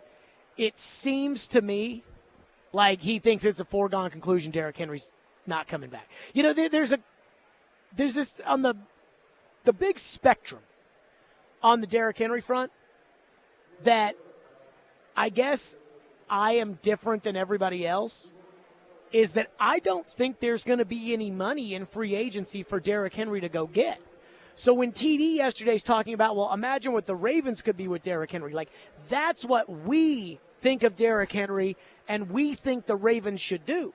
But I guarantee you, the Ravens aren't going to offer Derrick Henry that kind of money because they're going to convince themselves that they don't need to pay the running back anything more than $2 or $3 million.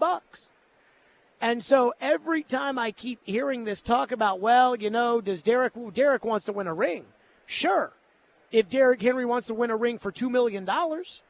But if you're the Titans, if you want to bring Derrick Henry back, you have to pay him closer to his number of $10 million.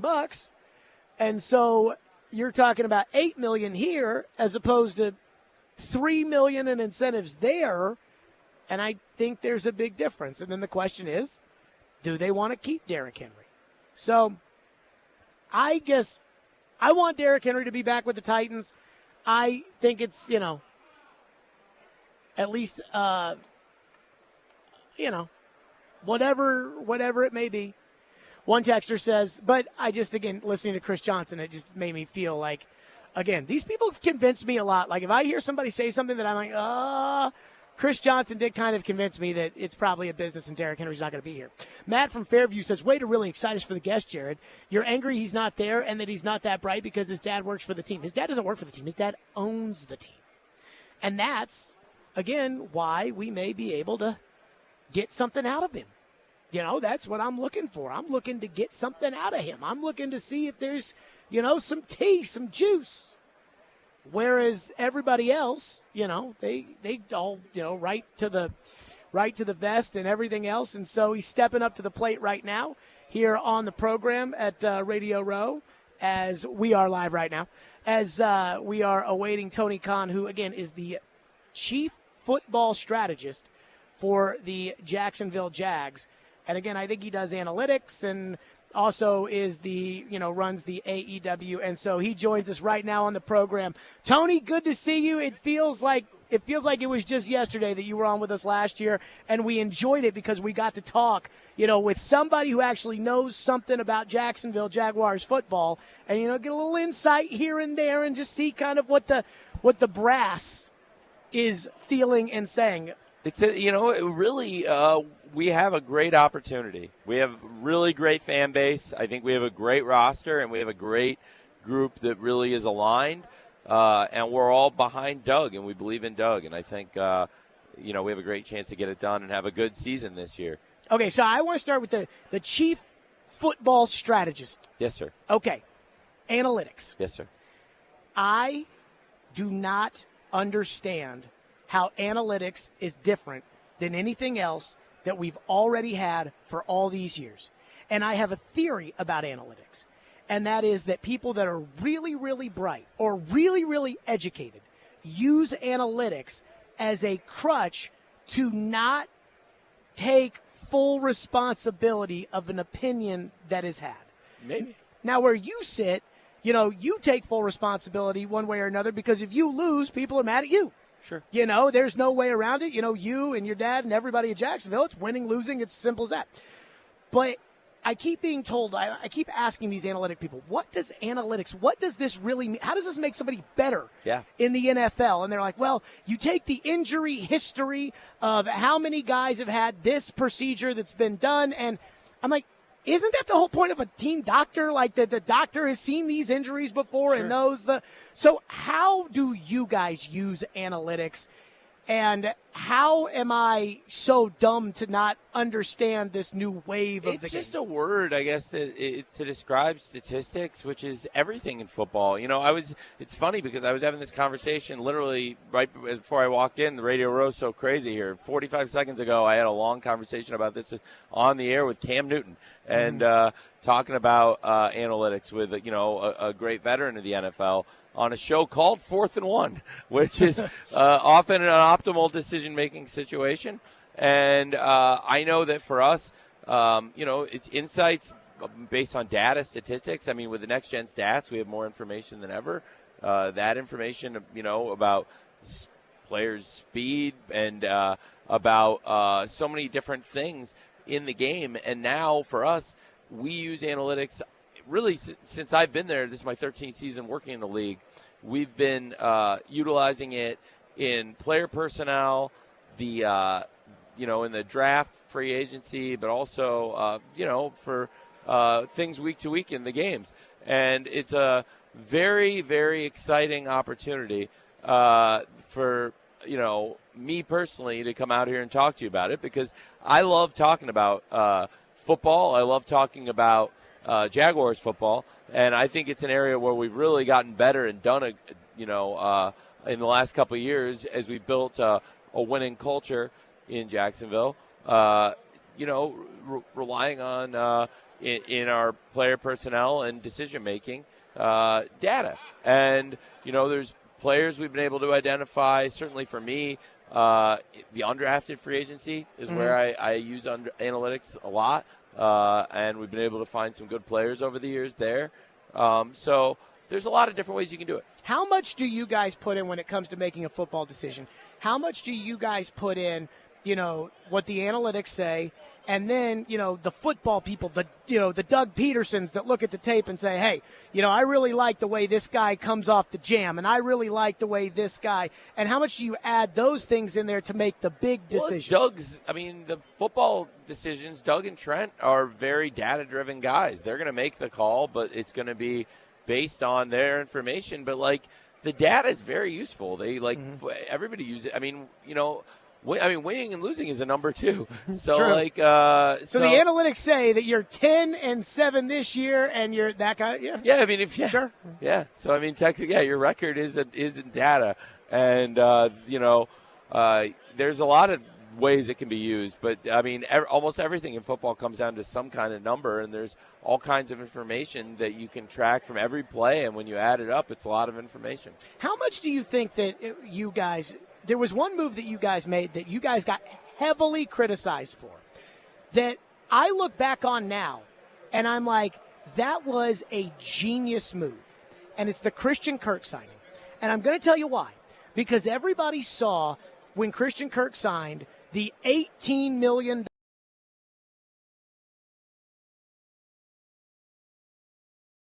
And the more I've thought about it, the more I'm like, you know what Jacksonville did?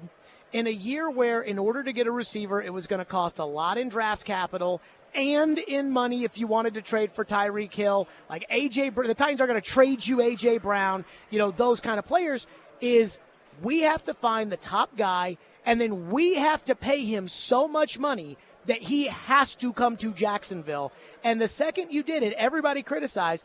But I think part of the problem that you guys had at the end of the year was the injury to Christian Kirk and how important he is. And the money doesn't even look that bad anymore. Well, I would say that I think Christian Kirk's a huge part of the team. And we're always a better team when Christian Kirk's healthy. So he's been instrumental in our success in the last couple of years. That's very true, that Christian Kirk's a huge part of when we're winning. So we did miss him when he was hurt. But how much of that, the idea of making sure that you got him by spending the money you spent, how much of that was discussed of, hey, somebody else might only want to offer him $16 million or $15 million, but we're going to make sure we get him. There's a great market for Christian Kirk. It's competitive, and he made a great choice. He came to Jacksonville and playing for a great coach in Doug and an awesome young quarterback in Trevor, and we've been able to build with some really good players on offense and defense and special teams, a great special teams unit too. So I do think, Christian Kirk being injured, though, absolutely was a big part of it. And, I think it was a good decision given the Christian the deal. And it has, like you said, that it's, been proven out to be a good decision. I completely agree. Tony Khan's with us. He's the chief football strategist of the Jags, and he also is running AEW. So on the Jacksonville front, when I think about the AFC South, you guys were the worst team in the league, picking number 1 overall. Then you win the division, you're into playoffs. Houston, number 2 overall. Then they win the division, they're in the playoffs.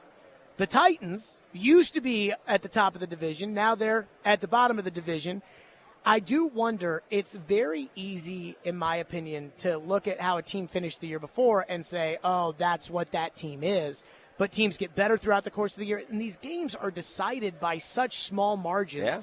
In the NFL, is there a sense when it comes to looking at the AFC South rivals, and obviously we're in Nashville, so the Titans are, kind of the juice here, but is there a sense of, hey, every year it seems that just when we think somebody isn't ready to compete, all of a sudden they come out and they compete? Yeah, well, I do think that the NFL parity is greater than any other league. It's the most competitive sports league in the world, and it speaks to the hard work that really everybody did to turn it around, with Doug coming in 2 seasons ago. So it was a massive improvement, but I think that's why it also points to that Doug came in and did one of the best coaching jobs in the league. Mm-hmm. So what do you think of somebody texted me this, so I'm just going to ask you this. I have no idea. I'm not a huge wrestling guy. I know AEW is blowing up. But somebody asked me and said, ask Tony Khan what he thought about the WrestleMania news conference yesterday. Well, I mostly focused on my league, which is AEW. We set the world record for ticket sales for AEW All In. We actually went to Wembley Stadium, where the Jaguars have had a lot of really great results and great games over the years, and it's been a home to us, and now is also a home to AEW. So I was more focused on obviously being out here talking football, Super Bowl week, but also bringing AEW here to Vegas. I don't know if you're busy, you might have big plans tomorrow, but if you're not, we'd love to have you come to the AEW show here tomorrow night. Well, I'll be back in Nashville, but I will take you up on that at some point. Well, in Nashville, we'll get you on and get you to AEW. You know, we go countrywide. We're touring the country, and there wasn't a challenger to that brand for a long time. So I'm more focused on what we're doing here in AEW. But your friend who texted you that, I appreciate them asking. Is that like a stir the pot question? Would they ask or not? I mean, it would be like asking me about a roster question about another football team that's not my own. Like, well, you know, if we're talking about Christian Kirk, a great player for the Jaguars, and I'm talking about how Doug and stuff makes sense. But like, if it was a lot of questions about another team, I'd think, well, like, you know, I'd rather talk about my team. Like, that's probably why. I am going to ask you this last one. Does it make you as nervous? There were a lot of people that thought before the year that Trevor was going to go from good young quarterback to ascendant great young quarterback. You know, the way we've seen Joe Burrow kind of take that step. And does it make you as nervous as it makes me watching C.J. Stroud for the Texans and what he did this season of, oh, my God, is this going to be Peyton Manning all over again, where every year it's twice and it's just, oh, my God. And, like, the Titans had Steve McNair, and he was really, really good. But it's like, you know, here's Manning. Does it make you as nervous as it makes me knowing that the Titans are going to have to do that? Well, sure. I think it's C.J. Stroud's an excellent young player, and it was incredibly, incredibly impressive, beyond impressive. So very excited for the season and see what happens. But, you know, certainly the Texans got better there with him, and it'll be a big season. I'm very excited, but I'm really excited about what Trevor's done and is going to continue to do. And, you know, I believe in Trevor, and I believe in Doug and the staff and the team we built around him. We have, I believe, the best team in the AFC South and the best coach in the AFC South. I'm sorry, Mindy's going to be mad at me because I promised I'd wrap it up with you because I know you. But I just one question about it. The Titans just hired Nick Holes as the offensive coordinator, passing game strategist with Jacksonville last year. What did you think of him, and what do you know about him? I think Nick's great. I worked with Nick, and I really like Nick, and I think he's a great hire. And I've gotten asked a few times here about that this week, and I thought it was a great pickup for the Titans. Very complimentary of Nick, and I think he'll do really well for them. You should hate that. I hate when Jacksonville gets good players and good coaches because it means that the Jags are going to be good, and it means they might beat the Titans. But this is real life. People are human beings. I really like Nick, and I think he does a good job, and I'm glad he got a good job. It's unfortunate for everybody. You know, we don't want it to be in the division that a good young coach like Nick ends up, but I think Nick will be good, and he was going to go somewhere in the NFL, and I'm glad he landed with a good team, and wish him the best and wish you the best. Tony, you're the man. I appreciate you stopping by. AEW CEO and Jags Chief Football Strategist Tony Khan joining us on the program. It's always an event there when Tony joins us. So, again, I actually think he was on my side on the analytics. You know, again, like, oh, no, it's not. Was it me that thought that it wasn't that complicated? Boy, I got a story to tell on the other side. 615-737-1025 is our phone number, Stillman and Company. Ian, do I need to tell the fine folks about anything right here? 1025-1063 The Game.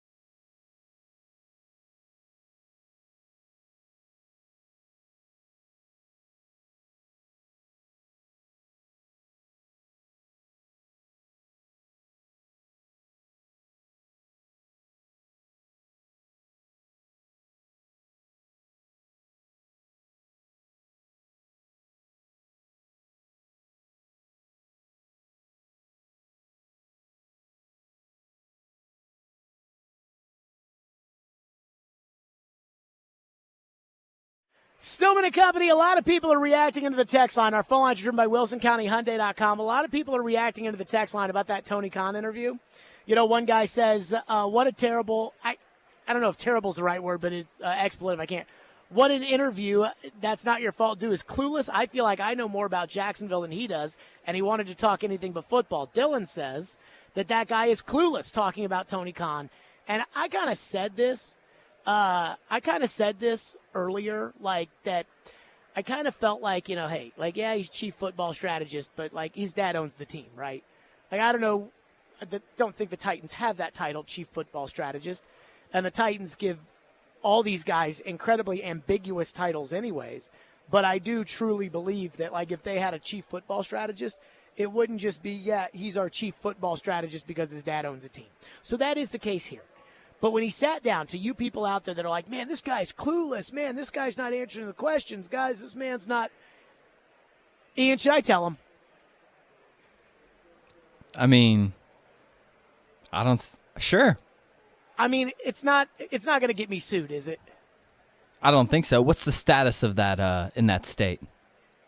It's legal. Well, then he can't get in trouble. Well, yeah. No. When he sat down, I had I caught a good whiff of what some of you out there would probably refer to as the good stuff.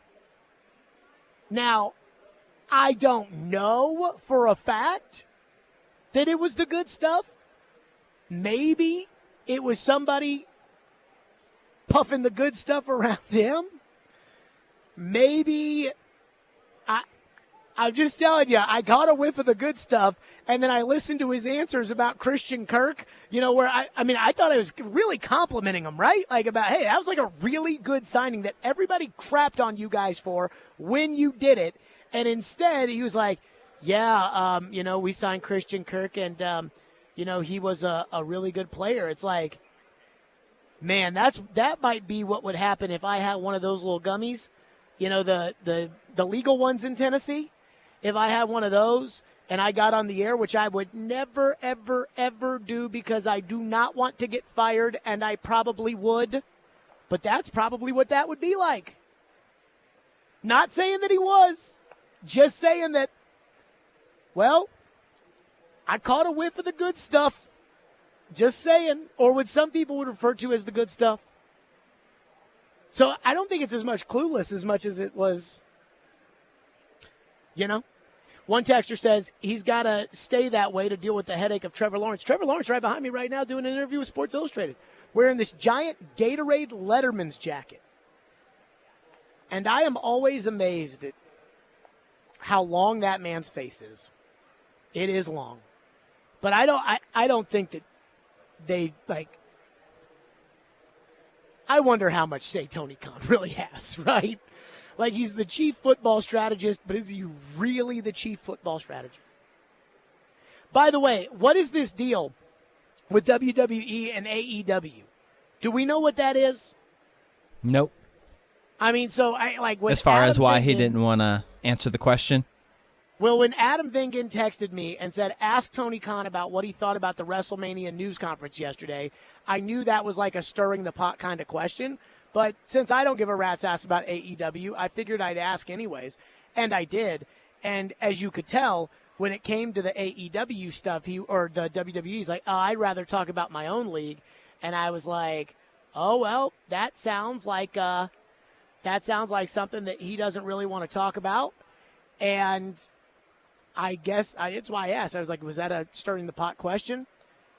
But knowing that it came from Adam, I feel very confident that Adam knew that was a stirring the pot question.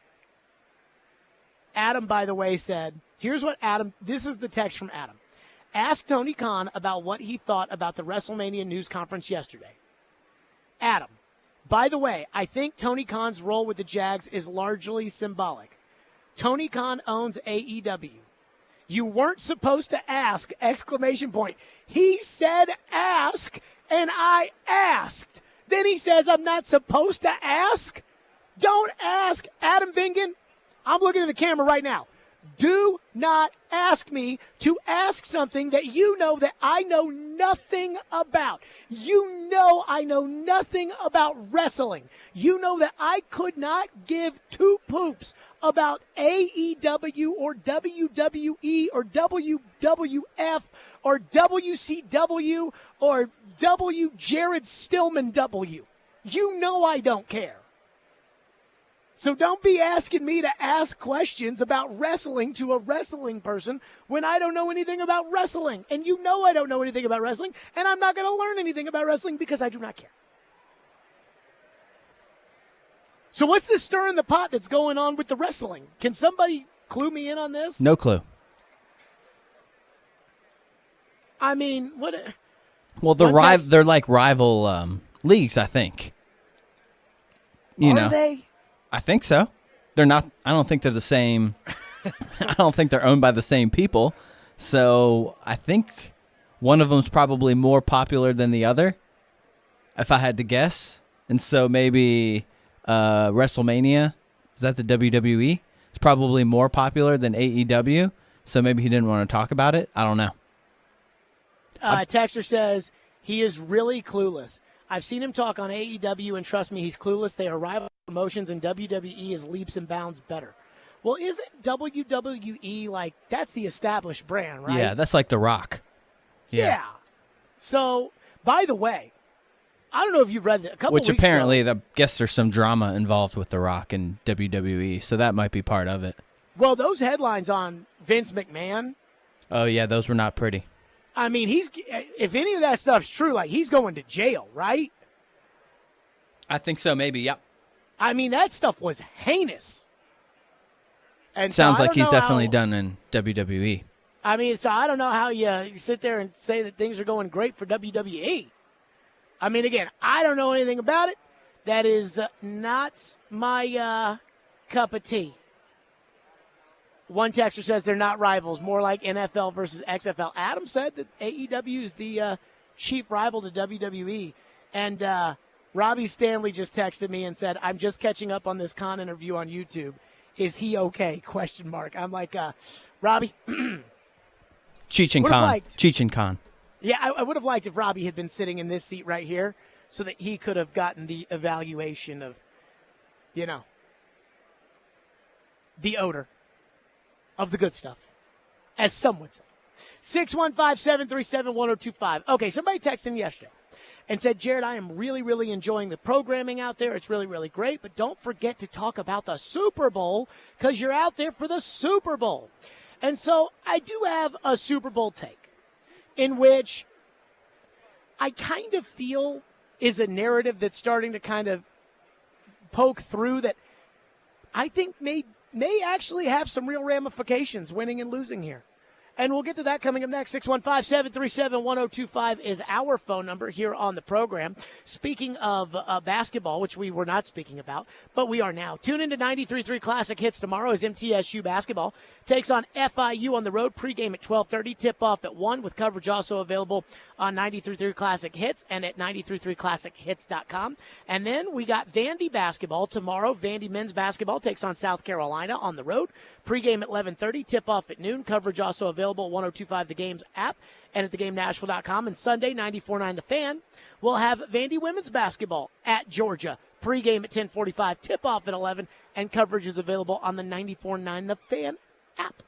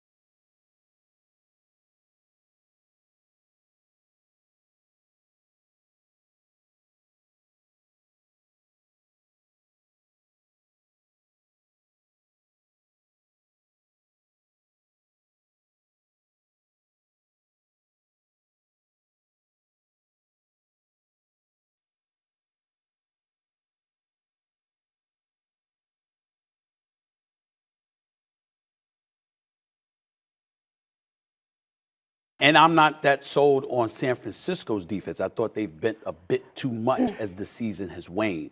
But I certainly don't look at this game as being something where we're going to look at the Kansas City Chiefs and say Patrick Mahomes goes out there and he's dropping over 30, close to 40 on the San Francisco 49ers. No, I think Kansas City is going to win this Super Bowl because that defense is going to step up.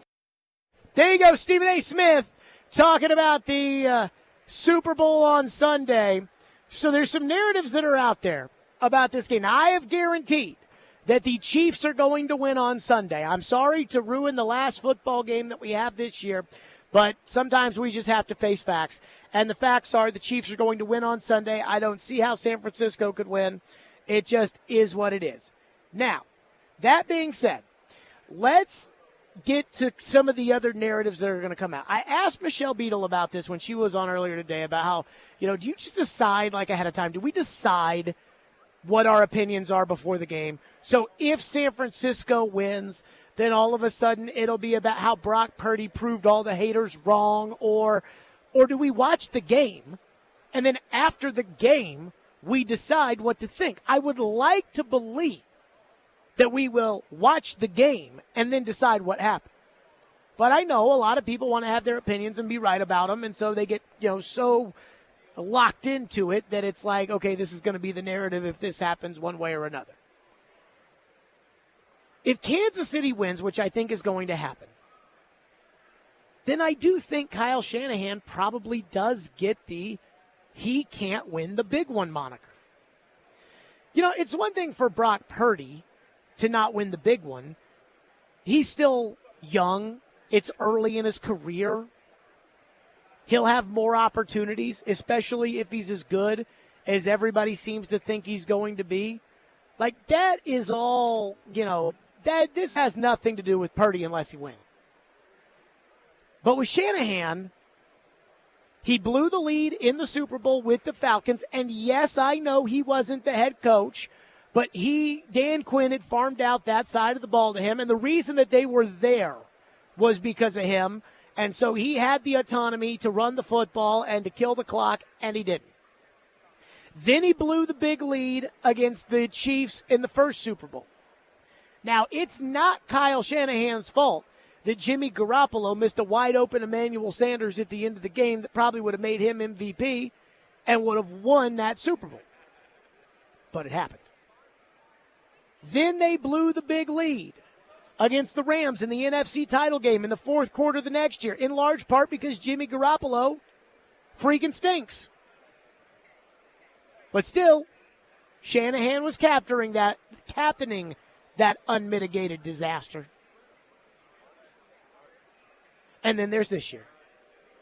Last year, I don't think we can blame Shanahan. I mean, his quarterback got hurt. The second quarterback got concussed. And, they couldn't throw the ball. And the Eagles are probably better anyway, so we can't. There's nothing on Shanahan that one. Second Super Bowl, third if you count Atlanta. Kind of fourth big-time championship-ish moment. I do think if they lose, it does kind of follow Shanahan. Because Shanahan's supposed to be the poster child of what everybody wants to be. And if you want to be the poster child, and if you're supposed to be the poster child, or if you are the poster child of what everybody wants to be, you got to win a championship. Andy Reid could be winning his third. Now, for a long time, and I think we got to keep this in mind, for a long time, Andy Reid had that moniker that he couldn't win the big one when he kept going to the NFC championship game. Tony Dungy had that moniker when he kept going to the championship game out there in Tampa Bay before he went to Indianapolis. But right now, I don't think Kyle Shanahan has that he can't win the big game moniker attached to him. And I do think that if they lose, I do think that will start, regardless of how they lose or what happens to them losing, especially if they blow a lead. Now, the second thing is Purdy. The way that it feels like Brock Purdy has kind of become this, on one hand, Brock Purdy is an elite quarterback. Look at him play. You see the wins, and the wins and the stats mean great. I'm sorry, I'm not there. I can watch Josh Allen play. I can watch Brock Purdy play. It is not the same thing. Not even in the slightest is it the same thing. So don't argue to me that it is. But he does win a lot. And if he wins the Super Bowl, it's going to be hard to not give him the credit for that. You know, Brady threw for 140 yards and was a Super Bowl MVP his second year in the league, like Purdy, against Kurt Warner, who was the elite quarterback of the time. So you keep that in mind. But what I've realized is that this whole Brock Purdy argument, that again I think is like a pass the time argument. It's like we got to have this Brock Purdy debate just so that we can pass the time to discuss it and decide, like, is Purdy good? I think he's good. Is Purdy? No, I think he's, kind of that Michelle Beadle thing again where it's like we'll just get on TV to argue about something. The way that the Brock Purdy haters feel about Brock Purdy is the way I feel about Tua. I am convinced of it. I feel that way about Tua. I think Tua is a, backup. Like, I think Tua is I think he's just a guy. I think that if you told me, hey, we've got Sam Darnold at quarterback, I'd think the same that I would if you said, hey, we got Tua at quarterback. If you said, hey, we got Carson Wentz at quarterback, I would feel the same way. And I know Solomon Wilcots was giving me a hard time earlier this week about it. Like, Tua is through for all those yards, and Tua, every big game Tua plays against a good quarterback, they never win. I think Tua is a freaking average bum. Like, I cannot, when people talk about him as a franchise quarterback, it makes me sick because I think it's ridiculous. I think it's absurd. I think it's crazy talk. And so I think that's how the anti-Brock Purdy crowd feels. Whereas with Purdy, I'm like, no, I think Purdy's fine. I think he's, a young quarterback who right now is probably league average, has the potential to be a little bit better. Maybe he will be. Maybe he'll grow into that. Maybe he won't. Just like how Will Levis is probably the 20th best quarterback right now in the NFL, who may, if they get him an offensive line and get him some players and good coaching, may blossom into a top quarterback, may not. I don't know. That's how I feel about Purdy. But he's just a total passenger. He doesn't have anything to do with anything. That's how I feel about Tua. And again, with Tua, I feel like he's been in the league long enough to where that story is finished. With Purdy, he's still very, very young. It's hard for me to put a label on him, though I would not consider him an elite quarterback. 615-737-1025. We'll get to some of your phones. 615-737-1025 coming up next. By far my favorite thing that happened at the Super Bowl this year, and I need you to hear it because, well, I think that this should be what the Super Bowl and Radio Row and all of that's really about. We'll do that next. Stillman and Company on 102.5, 106.3 The Game, and let's talk about our friends here on this program of FanDuel Sportsbook. That's right, my official sportsbook app. This year, Rob Gronkowski's got a shot at redemption because last year at the Super Bowl, Rob Gronkowski was wide left on FanDuel's Kick of Destiny. Now he's back for Kick of Destiny 2. And this time you can play along. All you have to do is choose if Gronk will make or miss. Get your free pick in right now because if you're right, you'll win a share of $10 million in bonus bets. Everybody can get in on the action when Gronk takes his shot at redemption before Super Bowl 58.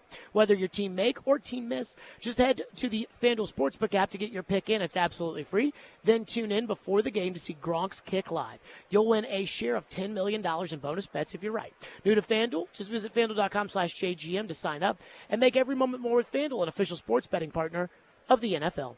21 and over and present in Tennessee. No purchase necessary. $10 million prize pool to be split equally amongst all eligible participants who make the correct pick.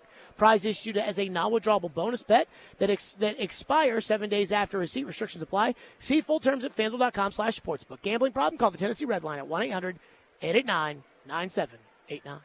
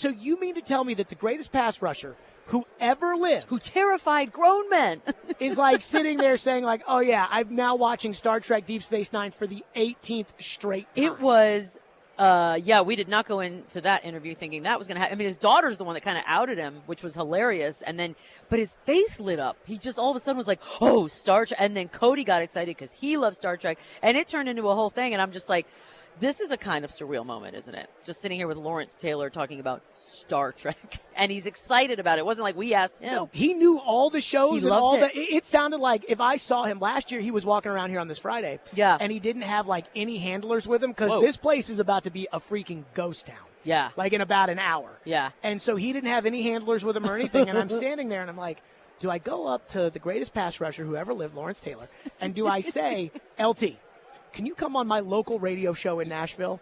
And I did not have the cojones to go up to Lawrence Taylor and to do that. But now if he was walking around, I'd be like, LT, I want to go over like the different Star Trek series with you right now. That was earlier today with Michelle Beadle. And so that story is true. It was about this time last year. It was Friday on Radio Row. Everybody was packing up and leaving. And I thought about it today. I thought about doing what everybody else does and just tape my show and just move on and I can't do it. But everybody else is doing it. Everybody else is packing up. Everybody else is leaving. Everybody else is getting out of here. Everybody else is. So this place kind of becomes a ghost town. Now, that being said, Trevor Lawrence is not behind me right now. I think Sports Illustrated might be done because it looks like they don't even have their chairs out anymore. But Trevor Lawrence was just over here at Sports Illustrated. So there are still some A-listers that are kind of walking around. But last year, at this time, Lawrence Taylor was just meandering around Radio Row by himself, and I was on the air, and there were maybe a couple of stations still rocking and rolling, and I really was thinking, like, do I have the stones to go up to LT? And I did not. And I still talk about that to this day. This isn't just something that I remembered. Like, I was talking to my dad about that last week, about how there was Lawrence Taylor, who Sean Henry has texted me multiple times about this week, telling me that he's not just the greatest pass rusher of all time, but as Sean Henry would say, the greatest player of all time. Now, I'm not sure I completely agree with that, but okay, I'll take Brady. But there's Lawrence Taylor. But then he was on Michelle Beadle's Mad Dog Sports Radio show along with Cody Decker, Beadle and Decker. And they were talking to Lawrence Taylor. And see, what happens with these Radio Row interviews is it's just people hawking a bunch of crap. And so what we want to know, us peons, is we talk about this off the air. How much money do these people make to go sit and do 25 interviews for ESPN and Pro Football Talk and DraftKings and SiriusXM and all of these, big? How much money do they make in order to do these interviews to tell people about car insurance or whatever it is they're pumping? And I don't know the answer. Now, obviously, like Lawrence Taylor's probably making more money, or Joe Montana's probably making more money, or Joe Burrow's probably making more money than like Mac Hollins, who I saw walking around here yesterday. But I always wonder that. But most of the time, these guys that are here just for the check, like, they're not very interesting. They're kind of boring. They're not very revealing. They're not. Well, Lawrence Taylor was not. Here's what Lawrence Taylor, the greatest pass rusher of all time, said on Beadle and Decker when he was talking about, again, his lack of love of football at this point in his life. But you just said Star Trek. He's Star been Trek watching. and Family Guy. That's your jam? That's my jam, too. That's it. Anything, hey, listen, anything Sci-fi. with space, I'm going. Well, you've done up. some acting in the past. Absolutely. I would give anything for a Star Trek episode to happen, and you're would. just there. You are in full captain But outfit. in the new, now they got the new Star Trek, But even the captain, Captain America? No. Spock? No, I'm not talking about Kirk. No, I'm talking about Picard. Picard, a huge fan. No, Picard, that's listening now.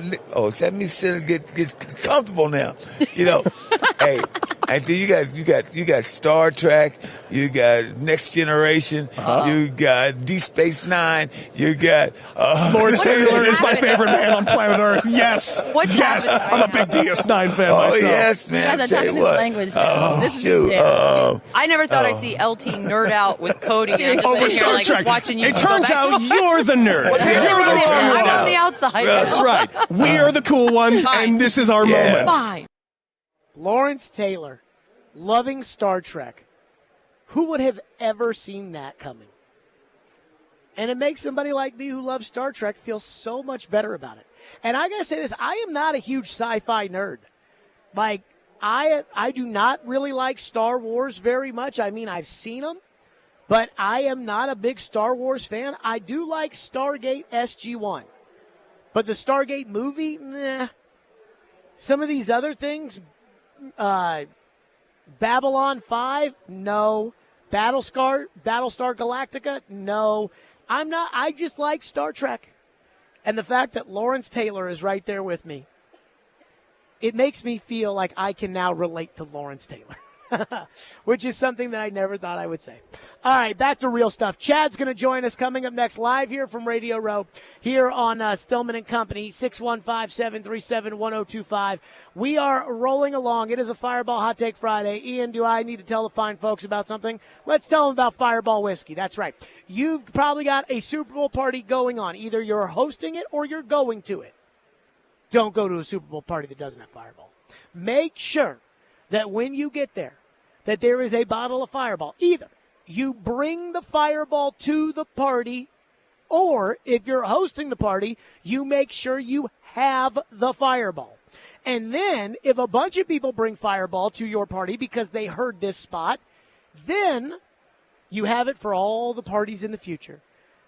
Everybody has to have Fireball. Even if you don't love Fireball, you got to have it because there's going to be somebody who wants to celebrate something like, hey, Fireball shots?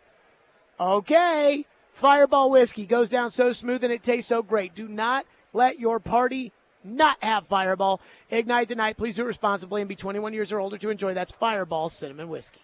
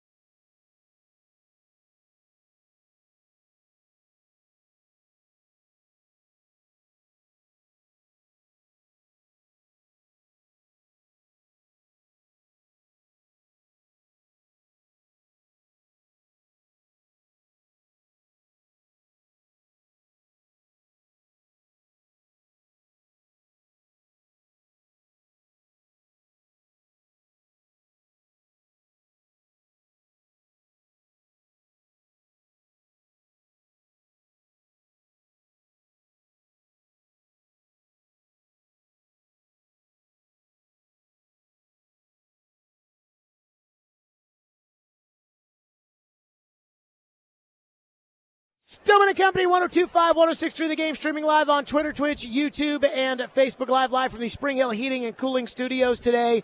One final hour, Radio Row at Super Bowl 58. Our coverage presented by the Nashville Sheriff. The Nashville Sheriff is hiring correctional officers, so call 615-862-8170 or email kirk.hopkins@nashvillesheriff.gov. Chad Withrow on a Fireball Hot Take Friday joins us live from Radio Row here at Super Bowl 58. Good to see you, Chad. I mean, we've kind of been seeing each other all week, but It is good to have you here. I was really thinking before you came on. I'm like, by the way, fun times, the media party. We got to attend that together. We did have a fun time. Yep. Me, you, Jonathan Hutton, Jim Wyatt, and Kirby. We're both dragging a little bit. You're doing a good job bringing the energy with your voice that never lets down. That's nice. I am. We're both dragging a bit, though, on this Friday. I did not. I am surprised by this. I have not spent a lot of time going out, here in Vegas. Like, we went to the media party, and I spent some time with, the Mad Dog people, the Mad Dog hosts last night. But I really haven't, been going out, and I feel okay about it. What are your thoughts here on Vegas as a Super Bowl site? It's good. It's crazy going into it, though, because I felt like a Vegas Super Bowl would be the biggest build-up to it with everybody in the media. Oh, my gosh, we got to get to Vegas. It's going to be amazing. It's going to be this and that. And leading into it, it was more of it's sort of just another Super Bowl location. And a decade ago, when Roger Goodell was saying all that thing about sports gambling and we're never going to be associated with Vegas and the integrity of the sport is of utmost importance and we can't get in bed with gambling companies and this and that. And now, again, it's just such commonplace to bet on sports that being in Vegas does not seem – it seems like being in Arizona a year ago in a weird way. But it's a great spot to host. Everything centrally located on the Strip. It's a bit of a maze to get through the media center here at the Mandalay Bay Convention Center. But all in all, I think they've done a really good job hosting. The media party we attended was very well done and produced. It's were the idiots been good. On that. Yeah. When we ate the food outside, oh my gosh. There wasn't food inside, and the food inside was amazing. We almost left the best setup for a media party ever because we walked into a collection of outdoor food trucks when it was about, 38 degrees? Yeah. And then we didn't know the party was indoors until probably 45 minutes after getting there, and then discovered it was 3 levels of fun and the best Super Bowl party yet. I'm going to a Shaq's party tonight. Also, shout out to Shaq. I don't know exactly how, but I've never been to Shaq's party, but that's where I'll be going tonight. So Vegas has done a good job hosting. I'd say it's about what everyone would expect. If you obviously listening right now, not here, it met my expectations. Let's put it that way. So I have a lot of jealousy when it comes to the Chiefs because every time I come to Super Bowl Radio Row, which is now 2 years in a row, I've been incredibly jealous that the Titans aren't here. In fact, it's that banner right there. Last year it was Jalen Hurts and Jason Kelsey that were on it for the Eagles, and it was Mahomes and Juju Smith-Schuster for Kansas City. Now it's Purdy and Deebo Samuel along with Mahomes and Kelsey. And every time I look at that banner, I am jealous that the Titans aren't here. And again, the 2 times I've been here, the Titans are way, way, way, way far away from here. And yet I keep thinking about how different it would be if Will Levis becomes that guy and the Titans end up in a game like this, how different all of this would be. And then the second I start thinking that, I feel like I'm 8 again, and I just feel like I'm living in fantasy land. Well, and especially, being a Nashville radio voice and being a Nashville radio station at the Super Bowl where the Titans are playing is an enormous chip to play. Right, It's an enormous deal. It's going to be a big deal for the city if and when the Titans make it back to a Super Bowl. But, yeah, it's tough not – as a fan of the NFL, if you've ever been to a Super Bowl and you've seen the coverage of it, you've been around it, you can't help but have that FOMO of your team not being there every time. Speaking of FOMO, we talked to Adoree Jackson, former Titan, earlier, and Hutton brought this up to him, and I almost forgot about it. But if you remember, he was going to get traded to the Niners this year. And the Giants did not get the trade in on time. Now, he kind of laughed, and we kept trying to set him up for that, how disappointed he was. Like, oh, no, I'm not too worried about it. I'll let my agent handle that. But they wanted to trade him, and there was something about his health with concussion protocol. And I think, he said, I am healthy. And then maybe the Giants had second thoughts and didn't want to get rid of him at that point. But we talked about that. Legitimately, he could be here with the 49ers. Then they moved on to Logan Ryan, another former Titan, after that trade fell through. So it's fun to look at it from the media perspective or a Titans fan perspective or a fan of any NFL team and have that FOMO of not being here and wanting to be here, but also watch all these NFL players and coaches walk by, and I think, they're thinking that all the time as they go through the media center. Man, it would be great to take part in this one time. Yeah, like I'm glad I'm here, to make $200,000 to talk about Subway, but I'd rather be playing in the Super Bowl. Chad Withrow's with us. I am a little surprised by how much I feel like this is as much podcast row as it is radio row. Like, it really only feels like it's radio row in name only, and I'm a little surprised by that. And I'm a little surprised by the money that I get, like, why Pat McAfee's here. Like, I understand that. They'll make all the money back in advertising sales and everything else. But I see all these little podcast and content creations and things like that, and I'm like, do these things make money? Or, like, there are some people that believe that the days of radio are dying, and that I'm not one of those people, because I think guys want to get in the car and they don't want to just, screw around with the phone and log in and download and all this. But I am surprised by how many, like, podcast brands are out here. Well, it's streaming row now, not radio row. That's how I kind of started to describe it as of yesterday when you look around. I was talking to an executive with iHeartRadio earlier, and we got into this conversation. He said the same thing. And he said, I'm looking around, I'd say 25 to 30% of the tables here are radio stations or attached to a radio station, and the rest is digital only. But I still believe that some of the best and most listened to podcasts also have a radio element, because you are promoting, you have the ability to go on air and promote your podcast also. Mm-hmm. And a podcast doesn't have the ability to also be on air at the same time and promote said podcast, right? So I do think that the radio stations in a lot of ways have an advantage when it comes to that. But, yeah, looking around here, I look at some of the companies and I'm thinking, good for you that you were able to make it. And I think a lot of places probably base their entire year on selling a sponsorship package just to go to the Super Bowl and cover costs, right? That may be the biggest bit of sponsorship money that they get to come here.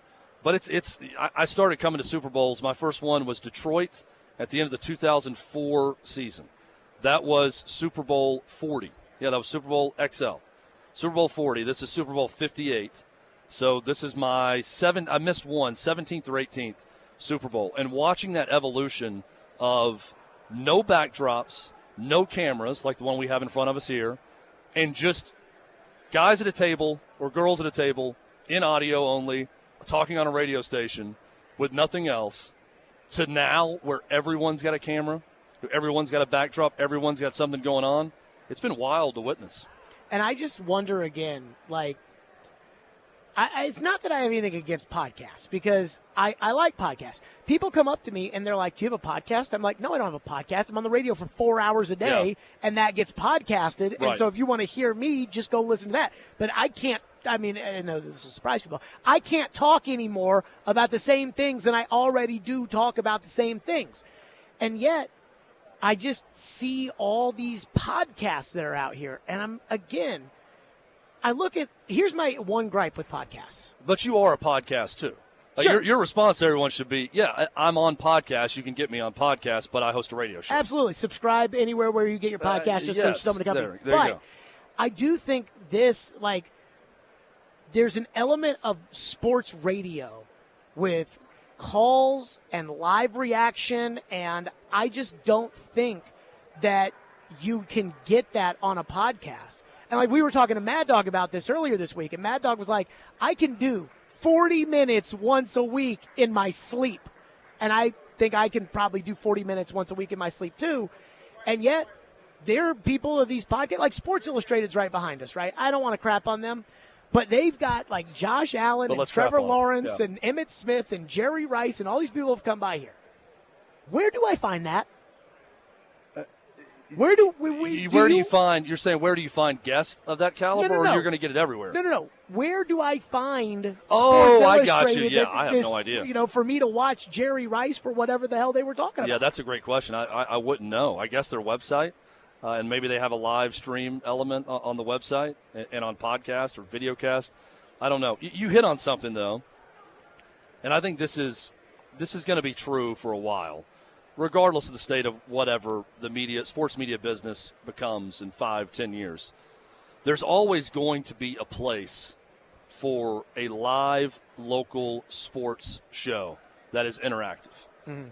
So now that could be through YouTube mentions, right, and interaction that way, or Sure. through Twitter X mentions and doing it that way. But I think the ability to go to calls, the ability to do something live on local radio, that's always going to be powerful. I really think that's going to be an element, right? Whether it's radio in 10 years or not, there's what is now the live local radio show like you do every day. It's always going to exist. That's one to me that even, we've been talking about the death of whatever industries for 10, 15 years, and that was always the one that I would mark and say, but there's still a place for this. Mm-hmm. There's still a place for someone in a community coming on air free to everyone to consume and having an interactive way of discussing the biggest news to that market and that audience. I don't think that's going away anytime soon. And I think, look, you're going to continue to see a lot of radio stations dwindle from here, but there's still going to be radio stations here. You're one of them. Sure. There's still going to be something here. The one thing I do believe, though, is that as we continue on, I think sports radio, for the most part, I still think it's very much in the car. As much as, we're on apps and we're on YouTube and we're on Twitter and as much as we're on that, I still think it is FM radio in the car, people driving on the way home. That's why I never think about at 4:30, what we talked about at 2:15, because who was driving at 4:30 may not have been driving at 2:15. And as long as people drive their own cars, I think that free terrestrial radio is going to matter. And I also think that, for the most part, I feel like we're kind of background. Like we're in the background of somebody's ride home. I listen to books on Audible, and there's so many times where I have to hit like the 15-second rewind because I missed something. Whereas, like, I listen to sports radio all the time, and I don't just constantly hit the rewind on what they said. And I just don't think that's going away from our daily life, at least not anytime soon. Audio is for the car. They're just audio in general, right? So sure. Live radio, podcasts, whatever it may be. When I think about listening to something, I'm with you in that I'm always thinking about being in the car, driving somewhere, being driven, whatever. You're in the car, you're listening to it. But with live sports talk radio locally in a market, it becomes something very different. It's a living, breathing organism. So where I can go back and catch up on a podcast to listen to, I'll just pick one. Fly on the Wall with Dana Carvey and David Spade. Comedy deal. They interview people. Mm-hmm. Very funny. I'm a huge SNL guy and love SNL history. So love listening to that. But I can go back and listen to those from 3 years ago at any time that I haven't caught, right? There's nothing timely about it. But if the Titans lose a big game on Sunday and the coach makes the wrong call, or, Vandy basketball is falling apart, or this big event happened with Tennessee Vols sports, whatever, me wanting to go and listen to what you have to say on your show the next day, I want to hear callers call in and talk about this and how angry they are. Mm-hmm. That's not going to leave. I really believe there's going to be a place for that at all times. And that's why I like local sports talk radio. I'm not afraid to admit it. Okay, Chad Withrow's with us. We'll get the hot seat next. We got Al Smith joining us later, former Oilers linebacker, Titans exec. We'll do that coming up. Stillman and Company, live from Radio Row, 102.5, 106.3 The Game.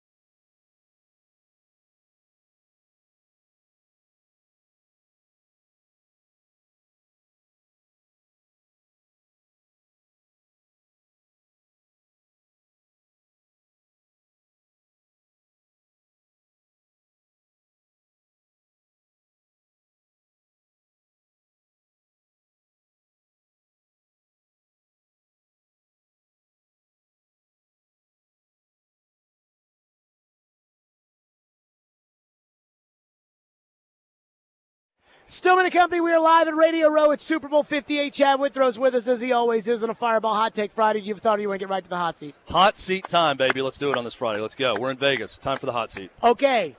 Number one, do you think the Chiefs are a dynasty? Yes.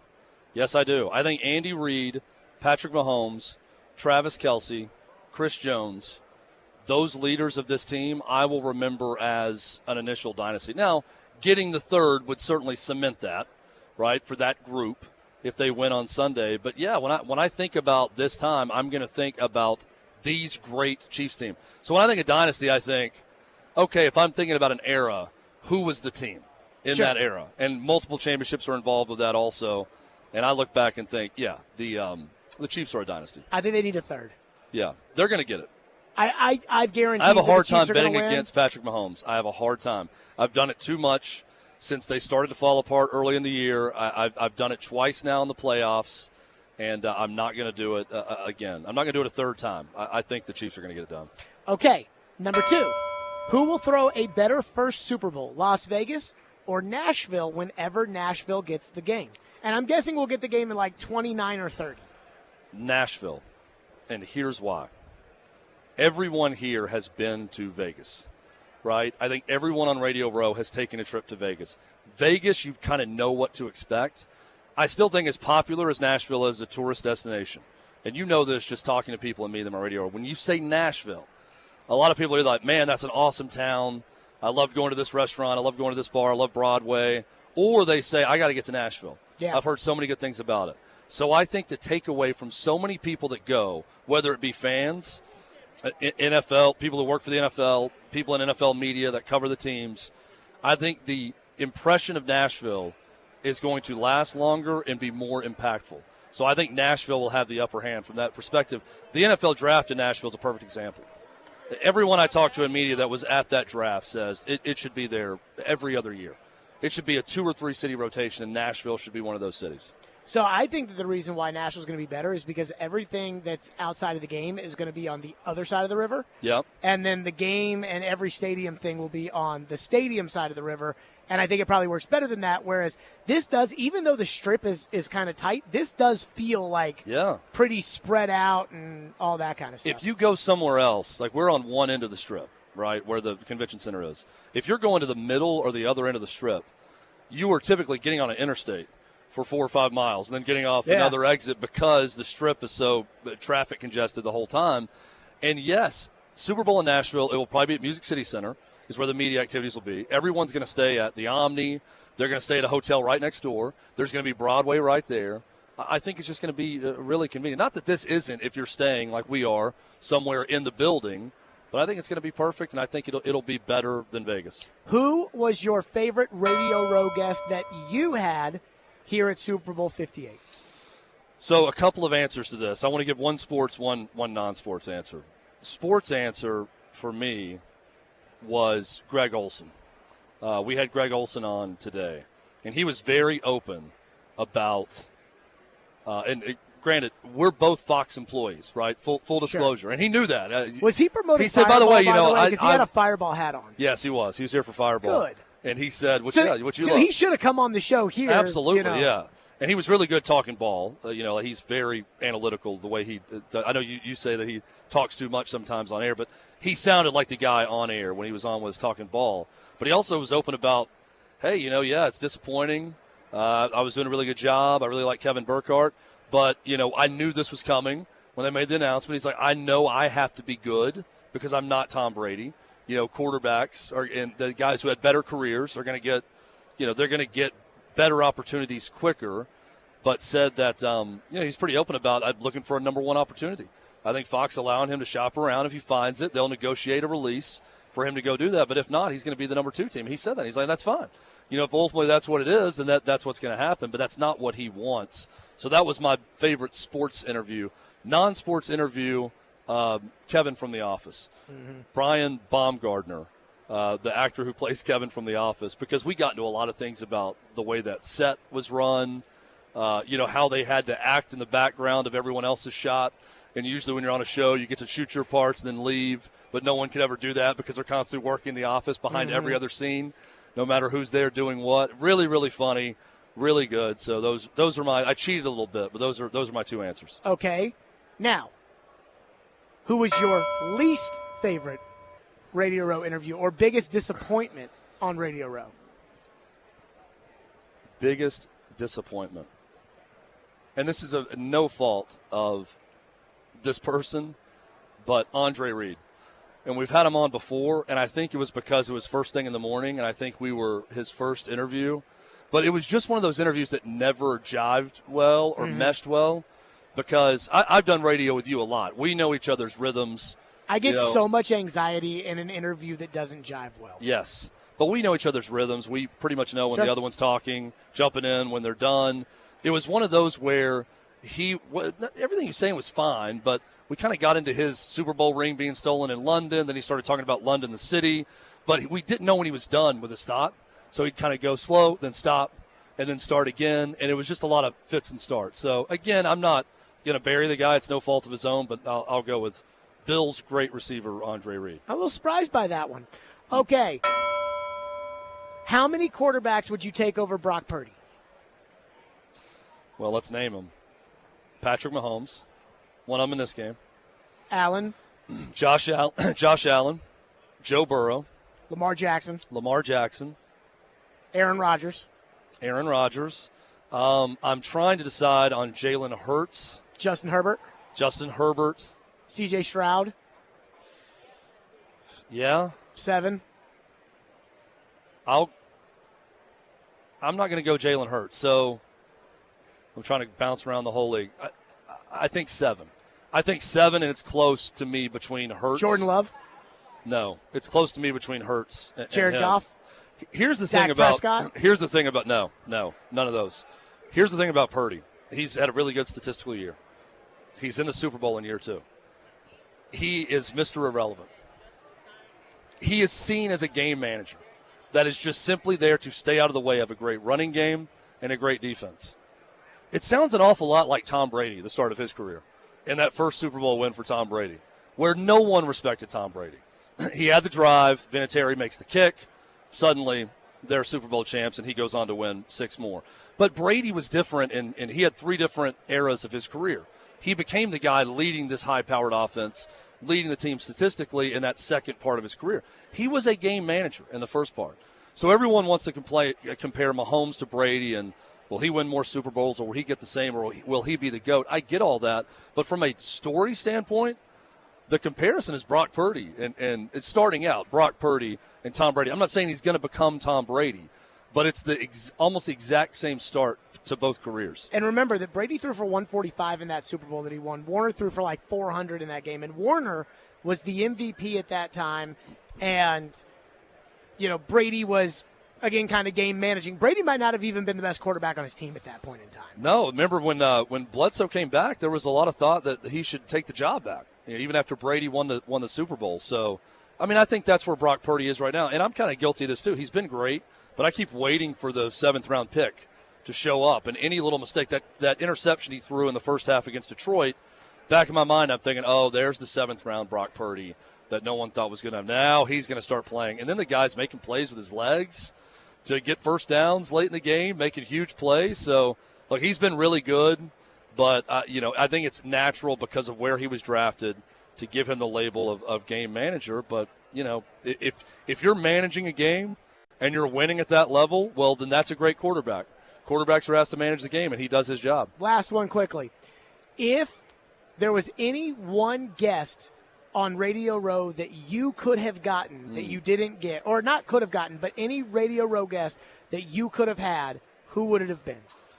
The one I saw here that I don't know how many interviews he did, but Eli Manning, because I'm a huge fan of the Manning cast, and I'm a huge fan of his sense of humor, and I think that would have been a lot of fun. There's not as many. Early on, it was always the celebrity. Adam Sandler was at a ton of Super Bowls. Like, it's the movie star, it's the TV star that I'd really regret not getting. You don't see them as much on streaming rows, I'm going to call it, anymore. So I'll go with Eli Manning, and I'll go a close second, Dan Marino. Is a guy that's been on Radio Row a bunch, but I've never had a chance to interview, that I'd love to interview, a guy from that era that's a legend at quarterback. See, I actually really want to have Stephen A. Smith on the show, and I'm sure I can make it happen at some point. Yeah. But like that's the one that I want to, really get on the program, and Michael Irvin would be second. He's really good when being interviewed. Stephen A? Yeah. I've heard a few times he's been interviewed, and he's very good. I got to tell you, I thought, I wouldn't say it was our best interview, but we had Michelle Beadle on today, and I thought that was one of the best, most insightful, entertaining interviews that we did the whole week. And there were people that said in the text line, I didn't like Michelle Beadle, and then I heard this, and I did.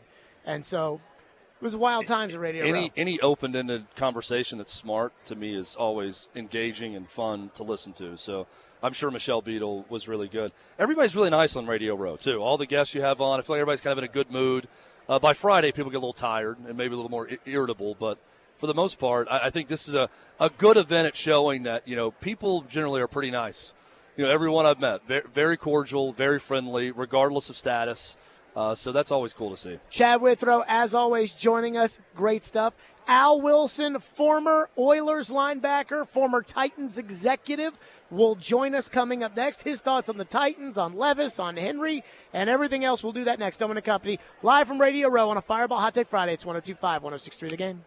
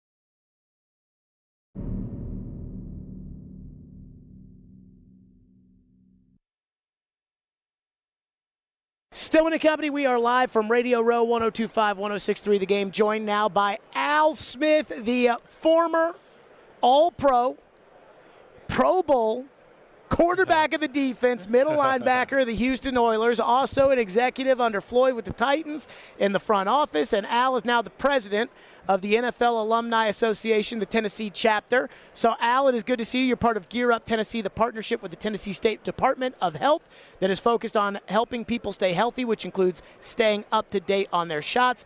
I know it's a big deal in the community for you guys, but it's good to see you out here at Radio Row. Oh, no, it's always good to see you, Jared. One thing that you had mentioned about, one of the campaigns that we're doing, obviously with the Tennessee Department of Health, it gives us the opportunity to reach out to underserved communities. It's not telling someone to keep up with your shots or be vaccinated or anything like that. It's just creating access for individuals who normally wouldn't have that access to come out into the community and be able to meet them where they are. A lot of people, whether it be transportation or what have you, or have constraints health-wise, bringing it to the community, whether it be in Nashville, Memphis, Shelbyville, wherever it is throughout the state of Tennessee, we try to reach those communities, those underserved communities, to give them the opportunity that every citizen should have. Al, I want to start with this. I'm insanely jealous here at Radio Row that the Titans are not in this game. I think every year that I come to the Super Bowl, this is now 2, I get so jealous that the Titans are not in this game. It drives me insane because I want the Titans here. Where are we right now when you look at this team? Where are the Titans, and do you feel like that there's this path that they may be on to get to where they need to be?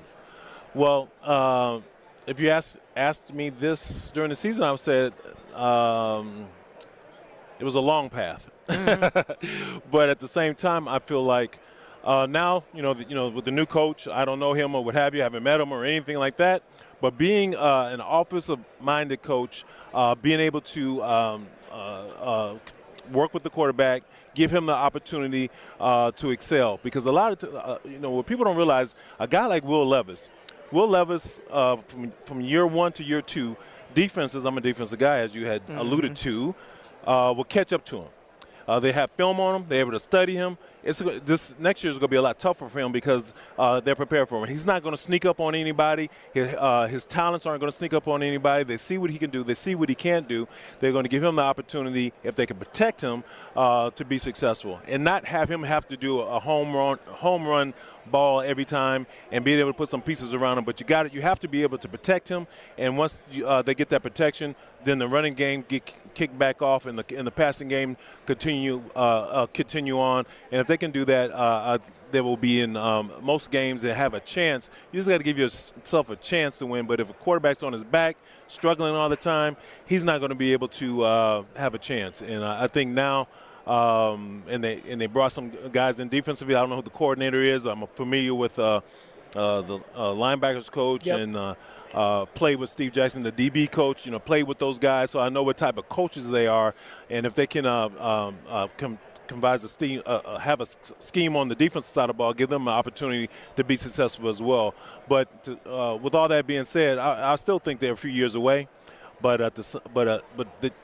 we definitely want to see them. By the time that new stadium comes around, Jared, we need to be working it, because after the stadium, guess what? Super Bowl's not too far behind, right? No, it's not.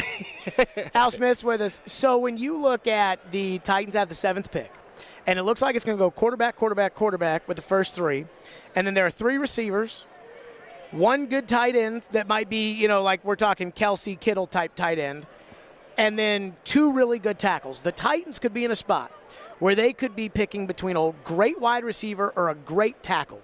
What do you think they need? If you were in the personnel department still and we're going around the room and we're saying great tackle or great wide receiver for this Titans team, which one would you vote and why? Well, I would have to, after studying my draft board, so to speak, of how I felt about a guy. Because you could have a receiver rated high and you could have that tackle rated high, but who has the greatest upside? Mm-hmm. A lot of guys are great in college, but at the same time, what is the upside? Is that going to be a transferable skill to the next level? offensive tackle, all those type of things. You want a guy that's going to be there for the next 10 years. You want a guy that's going to be able to be with you for a decade. Receivers get hurt. I mean, we already spent a first-round pick on receiver basically with Burks. We have a first-round type of receiver or all-pro type of receiver in Hopkins. Yeah, then you have some role guys. So, me personally, I would go with the protection because otherwise this young quarterback can get damaged, and then you're back where you started. You know, they brought in Bill Callahan to be the offensive line coach, who's a legendary offensive line coach, kind of like in the same class as Mike Munchak in terms of an offensive line coach. Now, you played with Munch, and then you worked in the front office when Munch was a coach, and I do wonder how much, when you had a coach like Munch, how much did you guys in the front office say, okay, we can be careful or selective with what we're doing on the offensive line because we know Munch will be able to coach this guy up. And I do think that Bill Callahan gives them the ability to maybe coach guys up that they didn't have before with the line coach. Well, one thing about Munchak, being in the draft room, it could be two different guys because they're going to be some highly rated offensive linemen. And it may be a high-rated guard who can play tackle, who can do both. If you can do a twofer and have one can do both, play guard and tackle, that's more value to you. And what that projection looks like, Munch was very good at being able to identify and project what the outcome can be from not necessarily year one, but year two on. A lot of coaches have to have that great player right now. And he may not develop. That might be all he's going to be. And Munch was great. Was great with that. I haven't kept up with Callahan's dad. I know he's well respected. He's been a head coach and all those type of things. I don't know. He's up in age. I don't know if that's a factor. But Munch had a way of getting the best out of the least. And you will see a guy that would be a mid-round offensive lineman or a third-round or fourth-round pick that can end up being a starter. And that's what you want to get. But for the first pick, obviously you can't miss. And, having that tackle, you got to protect the young fella's backside. Otherwise, that's going to make everything, the running game and the passing game, everything falls if you can't protect the quarterback. Al Smith's with us. You were a great player for the Oilers. And I do wonder this with Derrick Henry. He is set to be a free agent. The market for running backs, I don't think is going to be very high, especially for Derrick because he doesn't catch the ball out of the backfield. I think there's value in keeping a veteran like Derrick Henry around for the Titans. What do you see as far as Derrick Henry and his future with the team? Well, I have to kind of defer to Callahan. The way the game is now, you just don't have a back that a one-trick pony, so to speak. And if they can have some kind of compliment to Derrick, I don't think Derrick can be the load giver. Sure. So sort of, as he once was. But at the same time, like you said, third down, is he worth just a first and second down guy, short yardage guy? Like Derrick, he's done a great job for the organization. I don't know what type of offense that he's going to try to run, but I would have to kind of defer that to Callahan because I don't know what he wants to use. But looking at the Cincinnati type of backs, they were elusive. They had some power and still elusive. Derrick, shown he may have lost a little bit in that area, but at the same time, he didn't get all the opportunities with the offensive line and all those type of things like that because if you don't fix offensive line, you're going to get the repeat of last year. Yeah, it's almost like what matters at that point when it comes to Derrick. So I have another kind of thought that, the Titans and Oilers are very strict when it comes to retiring numbers. It's crazy for me. I remember when Frank Wycheck retired, and he was kind of the first of that era of Titans to retire, that group, that core group of 99. And then a year later, there's somebody wearing 89. And it's like, whoa. Who is that wearing 89, wearing Frank Wycheck's number? I like that, whoa. The only people that have their numbers retired are Pro Football Hall of Famers and Steve McNair and Eddie George. Should 22 be retired? Ooh. That's a tough one. And that is an Amy call, by the way, that I think, that's a... That's an Amy call. Numbers, because it's numbers, well, you're a numbers guy. So I would assume Derrick's numbers are better than Eddie's. Is that correct? So Derrick is right now behind Eddie in terms of total yardage, but is ahead of Earl Campbell. Okay. But I can't compare Derek to Earl, Earl carried a team where there was no passing game. Mm-hmm. And all 12 guys knew Earl was getting the ball every time against some great defenses, the Steel Curtain and Doomsday, all those type of things. Sure. So can't put him in Earl's class because of the fact that what Earl did and the way he had to do it, and for as long as he did do it. Who would you take at their peak right now, Eddie, or like at their peak when they were at their best, Eddie or Derek? At their peak? Yeah. I would have to probably go with Eddie at this point. Really? I would. And this is no disrespect. This is no disrespect to Derek, but I mean, no disrespect to Eddie, but I would go Derek because Derek was outside of like Mahomes and the quarterbacks. Derek, for that like 2 or 3 year period, was the best player in the NFL. The only reason I can say, I played, Eddie's first few years, I played with him and watched him in the front office or what have you, and just seeing some of the things that he did, they're similar. His mentality a little different because Derek didn't get going until about year 3. Mm-hmm. Would you agree with that? Yes. Okay, so with that being said, Eddie had to do it year 1. Mm-hmm. He didn't have the grace period. Even before Steve got going, Eddie had to get going.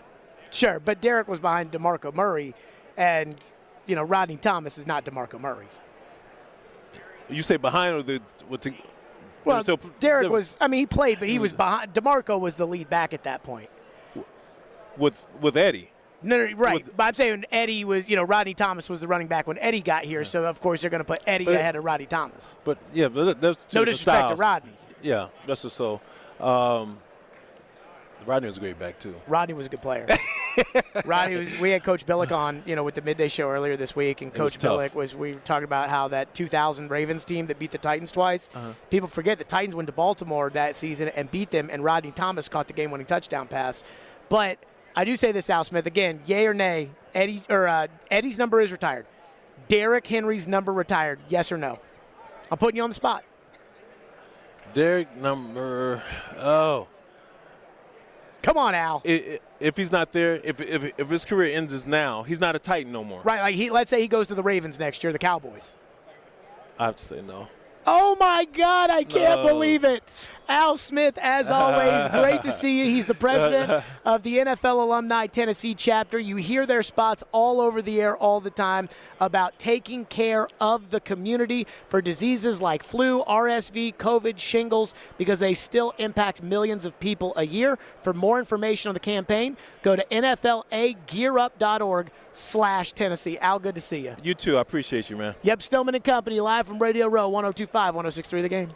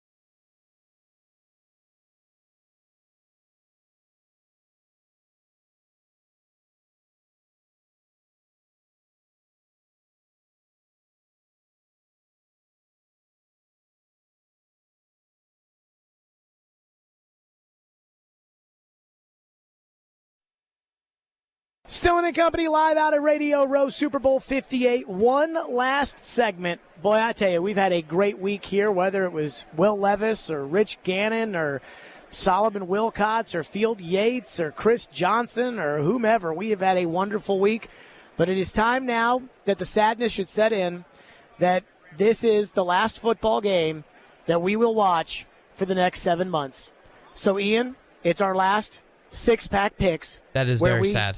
Bet the football games, and I believe that I have done a terrible job in the playoffs, and that, quite frankly, this may be it for me on six-pack picks. How did we do in the championship round? Yeah, not very good. 1-3 last week. You picked the under in the Chiefs-Ravens game, so you got that, but you picked Baltimore to win, and then you picked San Francisco to cover the 7.5. They did not, and you picked the under in that game. It was not. It was very high scoring. So 1-3 last week. For a season total of, that puts us at exactly 500, 64, 64, and 2. So we're right where we started. So this That's right. all comes down to Super Bowl 58. We're putting in the prop bets to make it a full six-pack picks.